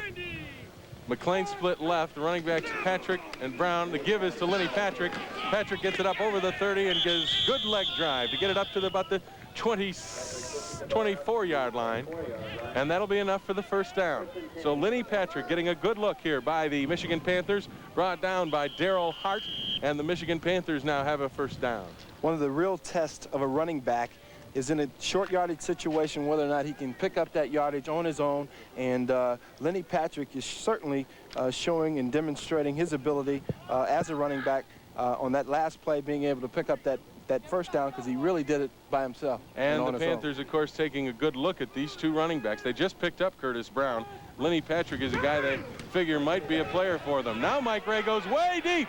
He's got a completion to Walter Broughton. Broughton makes a nice diving catch behind Darrell Hart, as Mike Ray, who we've been talking about can't throw the ball long, just aired it out and hit Walter Broughton on the run. Broughton dove to make the big catch, and Michigan with a big first down, now looking to possibly get back in this game. Well, the key on the throw, Jimmy, is that Mike Ray got back after 1 or 2 steps and got rid of the ball instead of a 7-foot drop. And Broughton is to be credited with the great catch, because he actually left his feet and dove for the football and came down with it. A tremendous play by Walter Broughton. That'll probably do a lot in keeping him around, that's for sure. You know, I was just about to say I was fairly surprised that Michigan hadn't gone deep. And I apologize to Mike Ray, because he almost overthrew Broughton, if not for a great diving catch. Mike Ray, our hats off to you. He's going back again. Looks over the middle, throws, and it is intended for O'Neal. Hit him in the hands, and he was unable to hold on. Marcus Quinn had something to do with it, because as soon as the ball arrived, Marcus Quinn did, and he put the hit on O'Neal. But the ball was there. It was in his hands. It should have been a reception. I'll tell you, Marcus Quinn is a hitter, much like David Greenwood on the defense, in that defense secondary. And he's the guy that you can look for whenever you see a big hit coming out of that secondary of the Oakland Invaders. The same with David Greenwood. Michigan comes out of the huddle. They split Broughton wide right. Wide left is McLean. The running backs, Patrick and Brown.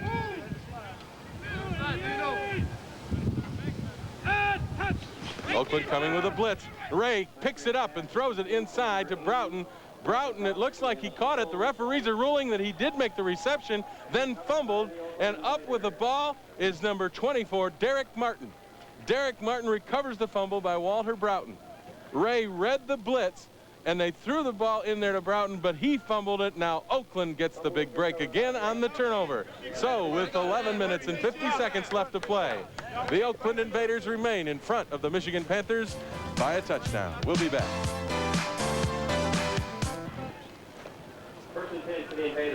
The Oakland Invaders take over on the turnover by Walter Broughton, and it will be Mike Livingston at quarterback. He pitches to Eric Jordan out of Purdue, and Jordan does a good job getting a couple of yards. Tom Moriarty in the safety position. He's the backup to David Greenwood, makes the tackle on Jordan. Gain of 4. It'll be 2nd down and 6. Livingston, he is the graybeard, as John Schrader told us, of this ball club. He is in his 15th professional season, played most of his years with the Kansas City Chiefs of the National Football League. 6'4", 210-pounder out of SMU. He gives the ball to Terosian. Terosian is met in there by Will Coakley, number 58, interior linebacker of the Panthers, after a gain of 2. You're going to get a chance to see the way a linebacker should come in and fill the hole here. Will Coakley, 58, right there, putting his helmet right inside and wrapping those arms and bringing down the running back. And in the short time that Will Coakley has been in this game, Dennis, he might have very well be winning himself a job. That's true. There's a lot of competition going on for those linebacker positions. You know, they can only carry so many, and Coakley is in the bubble, as you would call it. Right now, Oakland looking at a 3rd down and 2. They come with a tight formation. And we have whistles and maybe another delay of game. You know, fellas, that Oakland offensive line is getting a lot of work together. They still have basically the same unit, starting unit, with the exception of Lindsey Mason, who I anticipate will be a starter before long on that left tackle position. So the call is delay of game against the Invaders, and instead of 3rd and 2.5, now they have 3rd and 7. So a very big mental mistake takes the Oakland Invaders out of a good opportunity at a 3rd and short situation, now putting them into a 3rd and long. Aaron Williams is split wide right. Livingston splits Holden Smith wide left. He's got Jordan and Terosian in the running backs. Livingston back to throw against a blitz. And he is brought down on a sack. Will Coakley in there once again, along with, looked like Willie Green, and we have a flag on the play. Here you can see what a linebacker does on what they call a red dog or blitz. Will Coakley, 58, coming in from the outside, coming inside, untouched, and he was one of the guys responsible for the sack. Jay Hayes, number 93, the other one, also in there. He is the backup today to Larry Bethea at the defensive end spot. Alan Hughes is not playing today. He had to return home to Detroit, but he will be with the club when they open up the season Monday night, the 27th, against the Chicago Blitz at the Pontiac Silverdome. And, Jimmy, you can still get good seats if you call 1-800-83-CHAMP. The Panthers decline the penalty, so Oakland will be forced into a 4th down situation. David Greenwood close to blocking that punt, but he didn't get it. Ball comes down inside. That is Bobby Futrell, and Futrell returns it over the 50-yard line. He gets it down to the 47-yard line of the Oakland Invaders. David Greenwood came close, Dennis. You can see it here, David Greenwood on the rush. Number 31, watch him. He's got to lay out and try to get it. He didn't get quite enough penetration before the ball was kicked, and we will return in 30 seconds. Haynes at quarterback for the Michigan Panthers. 1st and 10, Ray back to throw, looking down the middle, throws into coverage intended for Frank McLean, incomplete. Well, it looked like McLean kind of pulled up on that one. He looked like he was going to start in on an end pattern and kind of stopped in a hole, and Ray read him as coming all the way across. Either that or it's lack of work between the two, the quarterback and the receiver, being that Mike Ray has not been in camp the entire time. One of the two. I think you're right, though, that McLean looked like he did pull up. 2nd and 10. Wide left is Walter Broughton, wide right is McLean. Ray calling the signal. Back to throw. Down the middle, and it is batted down at the line of scrimmage. Tim Lucas. Tim Lucas, the outside linebacker, coming right up the middle, knocked the ball down as Mike Ray was looking over there to the right side to Frank McLean, and the ball was incomplete. Tim Lucas does a good job of anticipating the throw. You could see there he knew exactly when Ray was getting ready to release it, just left his feet, got up and blocked the pass. And Raymond Chester, the strength of this Oakland team defensively is their linebackers. Absolutely. Tim Lucas is one of those young fellas from Cal who's sitting there waiting to get a starting position. He may have a weight behind him. He's got some good competition. I think one thing there on that block pass, as you said before, Dennis, Mike Ray takes a short drop, and that time it caused him to get his pass. Pass from Ray intended once again for Frank McLean. It was tipped by Dean Moore. Number 59 tipped the ball, and it was almost picked off by... Dean Moore was the guy who tipped the ball, but it was almost picked off over here by number 34, Daryl Hart. Daryl Hart almost picked it off. Or you'll see David Jefferson, number 55, the linebacker. But the point I want to make is Ray does not have the strong arm, so he drops shorter than most other quarterbacks. He'll take the 3 or 4 step drop instead of 5 and 6 step drop, and to get the ball off in a hurry. David Greenwood punting the ball out of bounds. And the Oakland Invaders will now take over as once again the Michigan Panthers offense stalls. So we've got 9:15 left to play, and the Michigan Panthers still trail 7-0 as we take a look at the contact on the special teams. You know, that's frightening, fellas. I'll tell you. You know, David Greenwood is such a tremendous asset to the Michigan team. As you saw him almost block that punt, he's back on coverages. He's kicking 50-yard punts out of the end zone. I just hate to see something happen to him in a situation like that. The Michigan Panthers feel the same way as you do, Raymond. They would not like to play a season without David Greenwood. Otis Brown with the ball. He breaks the left side but can't get outside, and he is brought down by number 60.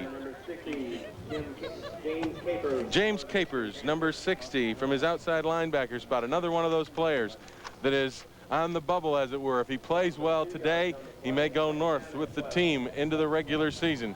That time, Grant looked left. There was nothing there, and he had to reverse his field And Capers showed good speed from that linebacker spot to come over and stop him. There was a loss of 2 on the play. It'll be 2nd down and 12 for the Oakland Invaders.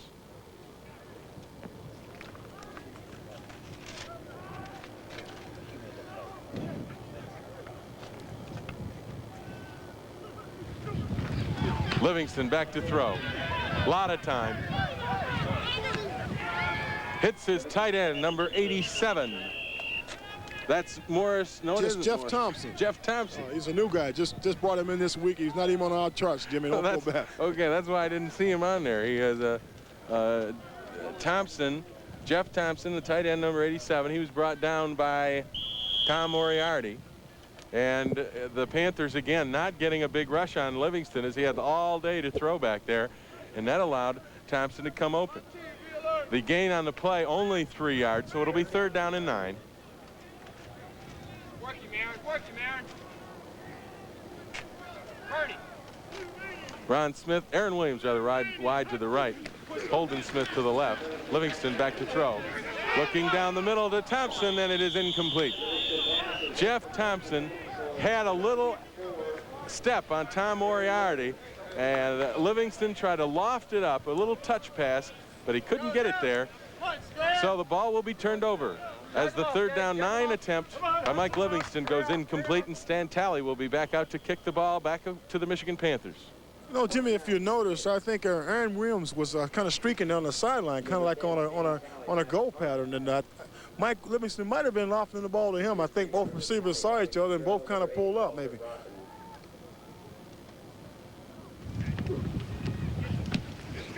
Talley booms another spiral, comes down to Walter Broughton on the 15. He goes on the outside to the right, and he's got some room. He gets it up to the 32-yard line. Walter Broughton returning punts.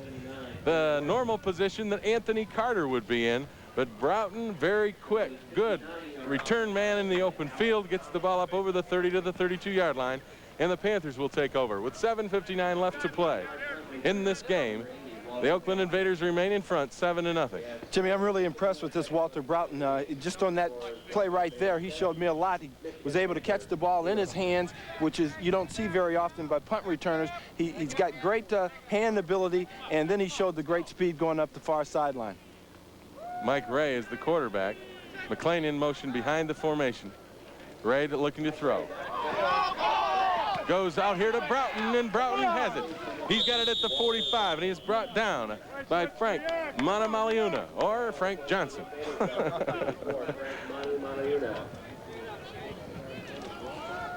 Here he's going down now. Just looks like he's going to run just a little turn in. Yeah, simple turn in, and the ball was thrown on time. Broughton will put the ball away, make his move back up the field, which is crucial for a young receiver. You got to keep in mind of taking that ball up the field instead of coming back and coming back all the way instead of catching the ball and then heading up the field to make the 1st down. The classic example of splitting his zone, Jimmy. Mike Ray looking at a 1st down and 10. Once again, they put McClain in motion. Ray back to throw. Going again to the same pattern the other side to Broughton, and Broughton has it another 1st down. Over the 40-yard line into Oakland territory at about the 37. And we welcome Leonard Thompson, a wide receiver of the Detroit Lions, who joins us up here in the press box in Mesa, Arizona. Nice to have you along, Leonard. There you go, Walter Broughton once again on the curl pattern. It's the same exact play on the other side of the field, and Broughton is really impressive. He may put Michigan back in this football game himself, him and Mike Ray. We'll talk to Leonard Thompson here in a moment. Let's call this play first. It's 1st and 10 once again. McClain in motion. Ray back to throw. Here comes a blitz, and they will call that a sack as a man got a hand on Mike Ray. So the Michigan Panthers will get a sack. Looked like number 59, Dean Moore from the linebacker spot, made the sack. Leonard Thompson, nice to have you along in Mesa, Arizona. What are you doing out here watching a USFL game? How you like to be in the Valley of the Sun? Isn't it beautiful out here? Hey, heaven, isn't it? What are you doing out here? This is home for me. This is home for me. I've stayed up in, I've been up in Detroit for about 5-6 years, and I decided to come home and see what, what Arizona had to offer. Is that right there? Yeah, right. Is that right there? 2nd down now and about 16. Mike Ray at quarterback. got two wide receivers. Ray back to throw, and he gets sacked once again. This time, nobody blocked Tim Lucas. Nobody blocked Tim Lucas. He came in free and really bombed Mike Ray. And once again, on a blitz, the Michigan Panthers offense up front unable to pick it up. That's true, Jimmy, and that looks like a real problem spot for the Panthers as they head into their season opener because of the injuries now with Dornbrook being down and not a lot of depth. The offensive line does not really look that good so far today. 3rd down and 23 for the Panthers. Time is running out. Just 5 minutes, 25 seconds left to play in this game. Mike Ray brings the Panthers out.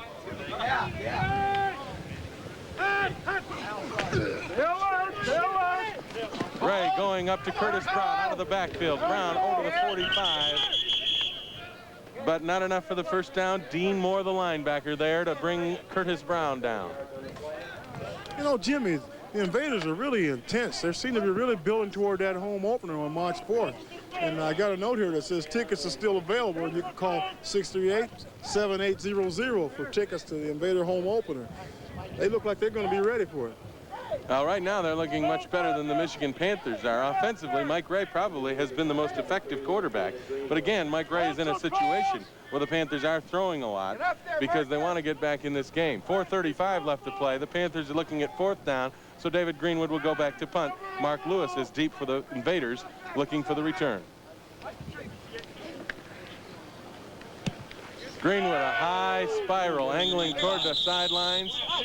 And it was out a little bit too far as David Greenwood is concerned. Ball is marked at the 23-yard line, so it'll be a 24-yard punt by David Greenwood, but no return. Let's go down to the sidelines right now and talk with John Schrader. Bobby Hebert is proving the old line that you can't practice with 4 days and come out here and expect to be ready, huh? Yeah, well, actually, 3.5 because we didn't really, practice that much yesterday. I thought I did some things well. Mentally, I still was, I misread a couple of plays. I threw a couple of bad balls, and, we never really got a momentum going. It seemed like every time we had a big play or something, our first down, we had a penalty or, we dropped a couple of balls, and we never really got in a groove where, the offense was moving. Did Coach Stanley want to get you to throw the ball as much as possible, or did he just want to run the offense? No, not really. We really came in here really basic, and we were just calling plays, offhand. We didn't come in here with a game plan. So we just looking at this just really primarily as a practice and, just trying to get ready for, a week from Monday. Are you going to be ready for that? You have lots of work and lots of practices between now and then, huh? Yeah, well, it's really hard to say. I'm going to try and, get ready. We didn't have, like Anthony Carter wasn't out here today, and Ray Penny, our starting offensive tackle, Tyrone McGriff and Tom Dornbrook went out there. It makes a lot of difference when you got them blocking an offensive line, and, I just hope, that we can get ready for the game Monday night. Okay, all USFL quarterback only as good as his offensive line. Jim? That's exactly right, John. And the offensive line for the Oakland Invaders didn't get much room for Jerry Aldridge as Dennis Puha came over, made the stop on Aldridge for no gain. But there was a flag on the play. It will be against the Oakland Invaders. Steve Grant, the 3rd Oakland quarterback, now in the game. There's only 4:14 left to play. Livingston got, about 10 minutes of work, and Grant will now close the game out. And the penalty against the Invaders, I suspect holding. It is. Michigan will accept the penalty and force Oakland into a 1st down and 20. Jimmy and Dennis, I'll tell you, football is a team sport, but I just see so much of a void with the absence of Anthony Carter. So many things that come into play when you have a guy that kind of ability with his punt returning and his speed as far as the receiver is concerned. It's just a tremendous loss to the Michigan team without that guy. Grant back to throw at the 2-yard line, looking deep, throws incomplete. Mitchell Montgomery, a tight end out of Grambling. The Panthers like Mitchell Montgomery a lot. They think he's a very good football player. And Mitchell Montgomery on that instance didn't hold on to the football, but impressive was the arm of Steve Grant. Yeah, the ball was a little behind, Jimmy. Montgomery had to turn 360 degrees to try to catch the ball, and it was a tough catch, one that sometimes you can make and most times you drop. But He is an The impressive Invaders tight really end. want this guy to pan out. He's been clocked at 4.5 in the 40-yard line. At 2:30, that's really moving. I wouldn't get in front of him, I'll tell you that. Steve Grant brings the Invaders out. 4 minutes, 8 seconds left to play in the game. Grant looking downfield again for Montgomery, and this time Montgomery holds on. Big catch by Mitchell Montgomery and a tackle made by Bobby Futrell. But there you are, Raymond. You said you'd like to see him pan out. Well, I'll tell you, he's a big 230-pounder who got downfield in a hurry. Let's go down on the sideline now to John Schrader. A little bit ago, we inferred that an offensive line is the guy who makes the quarterback, and you guys have more offensive linemen in the sick bay than you have on the field now, don't you? We're kind of banged up right now, but I think that we'll most everybody will be ready for the opening game against Chicago next week. So yeah, Mike Cobb's gone too, and Anthony Carter. So we're not 100% today. What is your injury, Ray? I've had some problems with my elbow, but nothing that's real serious. Okay, thank you, Ray Penny. Jim? Thank you very much, John. The Invaders now forced to punt on 4th down, as Michigan defensively has looked impressive. Offensively, they haven't been the team that won the USFL championship, but defensively, they've done a good job. I think Coach Stanley was quoted as saying that the defense was well ahead of the offense, and the offense would have to catch up. But that's normal. Usually your defense is always ahead of your offense because of the complications of people learning moves from one another, communication, and so on and so forth. Walter Broughton receives the kick of Stan Talley on his own 20. He'll go down the left side, makes the move, and is brought down by number 50, Tim Lucas. Good open field tackle on the 30-yard line. 2 minutes, 31 seconds left to play in this last preseason exhibition game of the United States Football League. The Michigan Panthers trail the Oakland Invaders 7-0. We'll be back with more Michigan Panther football right after these words. May be their last possession. Mike Ray, the quarterback. 1st and 10.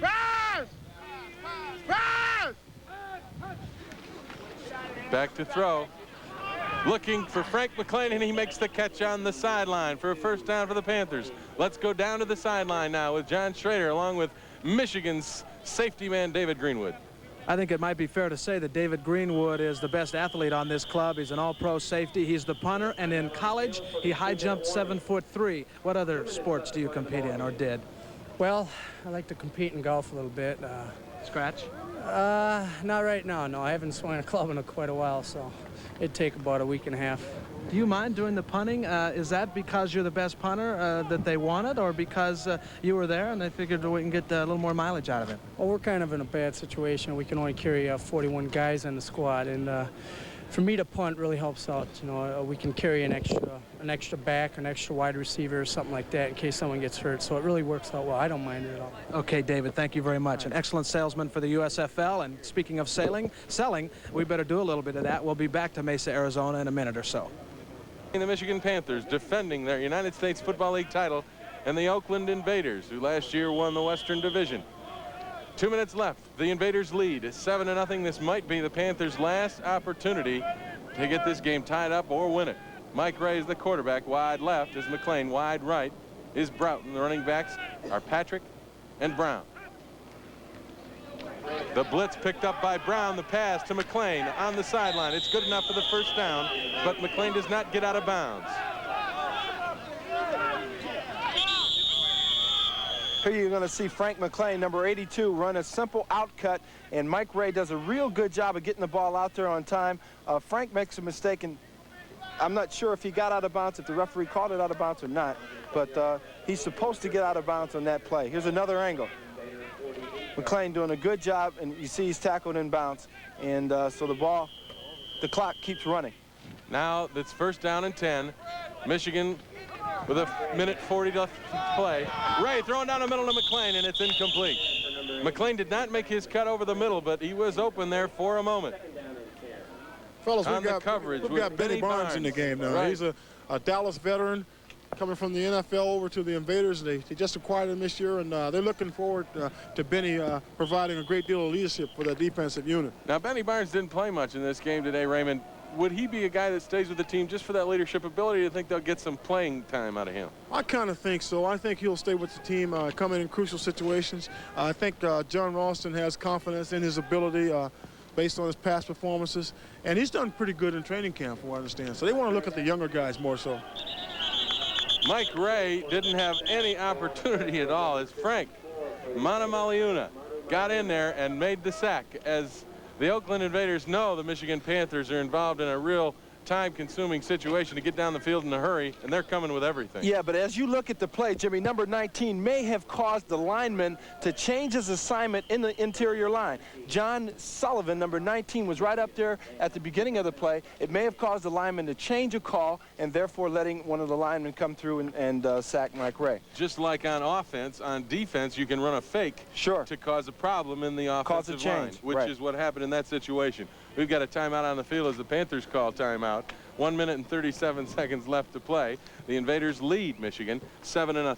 You know, there's so many things that go on in between the offensive linemen. There's so many little things, little code words they use to pick up different blitzes and stunts and that type of thing.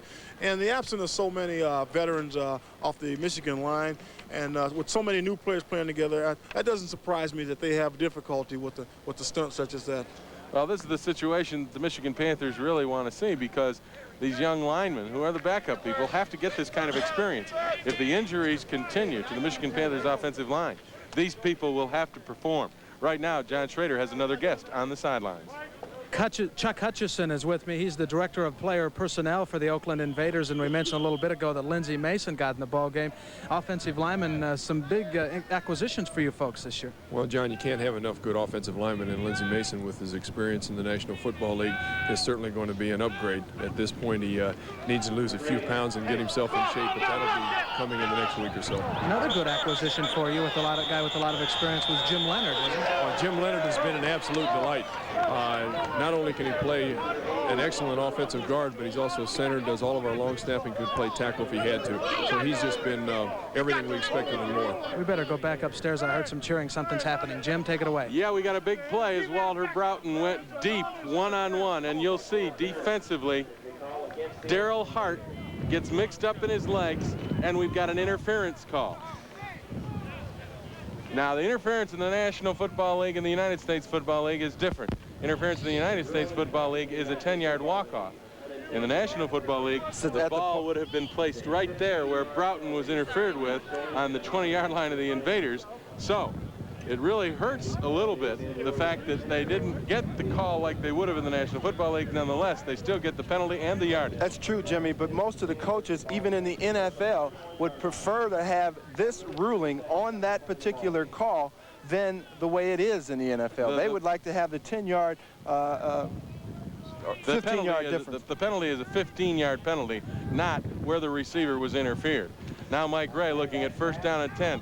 Throws over here to Broughton. Broughton gets outside, but he's hit down there by Daryl Hart. It is a first down, so while they move the chains, they will stop the clock. 1:25 left to play, as Walter Broughton and Mike Ray doing a good job in the 2-minute offense. And here you see number 80, Walter Broughton, coming right toward the camera on a good cut. I question whether he was down. He didn't really look like they had tackled him. He went down to one knee, so I guess it was a good call by the referee. But you could see there he didn't feel he was down, and he was ready to run for a touchdown. Mike Ray tries a pass over the middle. It is incomplete, knocked down at the line of scrimmage by number 99, Mitch Callahan. Callahan playing that defensive tackle spot, got a big hand up in front. Raymond Chester. I'll tell you, Mr. Broughton's having himself quite a game today. I'm also impressed with Mike Ray. I think one of the trademarks of the Michigan Panthers is their pause. I think it comes from Coach Tim Stanley, and I think that Mike Ray is displaying that. They're behind, the game is winding down, but he's still paused, and he's still taking his time working the ball down the field. Panthers doing a good job working the clock. 1:17 left. They're down on the 27-yard line of the Oakland Invaders. They trail 7-0.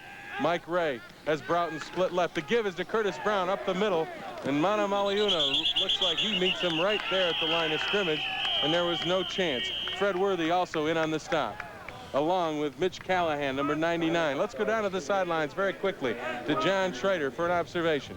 Just a quick one. Broughton and McLean have played almost this entire game. Not only Broughton as a receiver, but as a kick returner. But with the absence of Anthony Carter and the depth in the receiving core for the Panthers is not very good anyway. So those guys have played almost the entire game, and it's impressive that they are still as much of it, as much a part of the game with 1:09 to go. Thank you very much, John. We've got a timeout on the field as the Panthers call timeout. They'll look at a 3rd and 8 coming up with a ball on the 25-yard line of the Invaders. You know, Jimmy, a lot of folks might question that last call on the part of the Panthers. A draw play when they need to work the ball or stop the clock with an incomplete pass. But Oakland's defense was coming up showing blitz. And a lot of times when a team comes up and blitzes their inside safeties, if you can pop a run through the line of scrimmage, it can go all the way. And that play was, I think, a very smart call. And it probably came about 1 man away from being a touchdown run. And it's one of those plays, Raymond, where if it works, you're a hero. If it doesn't, you look like a dummy. But it's one of those things you got to take a chance in a situation like that because, as you said, if you pop it through the line of scrimmage, there aren't any linebackers left, and you can go a long way. I'll tell you, Coach Stanley and the Michigan Panthers certainly had that kind of character. They'll take a gamble on their personnel, and that's what made them USFL champions last year. Well, right now they're playing their last exhibition game of this 1984 United States Football League season, and they will be opening up the regular season next Monday night, the 27th, at the Pontiac Silverdome against Chicago. There's 1:09 left to play. They have played 2 preseason games earlier this year, won them both, but they trail here in the closing minute, 7-0. Ray Beck to throw over the middle. He hits McLean, and he's open, and he gets free. He'll score! Frank McLean scores as he made a good move on the secondary back, ran away from Derek Martin, I believe it was, and got into the end zone for the Michigan Panthers touchdown with just 1:02 left to play. On the prior play, you talked about the blitz and how it could kill you. This was a blitz because they had one-on-one coverage, and it was Frank McLean against his defender, number 29, Kenny Daniels. He broke the tackle, and there was nobody else but a touchdown. Kenny Daniel was the man on it, but he was wide open. Why did he give him so much cushion here down close? That's what I don't understand. Well, actually, you have to do that. You got one-on-one coverage. Like Dennis said, you had the blitz. Kenny didn't want to give up the deep ball with respect to McLean's speed. He had to give him the underneath. McLean made a great move. Touchdown. This one may end in a tie. In the USFL, you can't go for 2 points, but the Panthers have decided to go for the 1-point conversion with Novo Bojovic. 1:02 left to play. 7-6 Invaders. It's a fake. Whit Taylor throwing to Novo Bojovic. Bojovic does not get in. Bojovic does not get in. And the Michigan Panthers pulling out all the stops. As Raymond Chester said earlier, Jim Stanley and his staff willing to gamble. Here we are in an exhibition preseason game, and we see a fake extra point try with a pass from Taylor to Novo Bojovic, and Bojovic just can't get into the end zone. Let's face it, he's not a running back. Yeah, I like the call. I think the Invaders knew that there was that possibility of a fake, but when you look at a situation like this, if that's what you want to do, go for the 2 points. Maybe it might be better to just line up and go for the 2 points instead of trying to fake somebody. But it's easy for me to second guess up here, but it was certainly a clever play and a clever call by Coach Jim Stanley. Raymond, your thoughts on that 2-point try? Well, I tell you, I'm surprised at the fact that it was executed as well as it is. Here you got a kicker. Not likely. The ball is high. Novo gets it up, but he hooks it. He hooks it left, and the ball is into the end zone field, congratulating each other, talking to each other, and the preseason for the Michigan Panthers and the Oakland Invaders is over. Now they get down to the real thing, the United States Football League season. We will be back to wrap this game up, but first, let's take time out with the final score. Oakland Invaders 7, the Michigan Panthers 6. We'll be right back.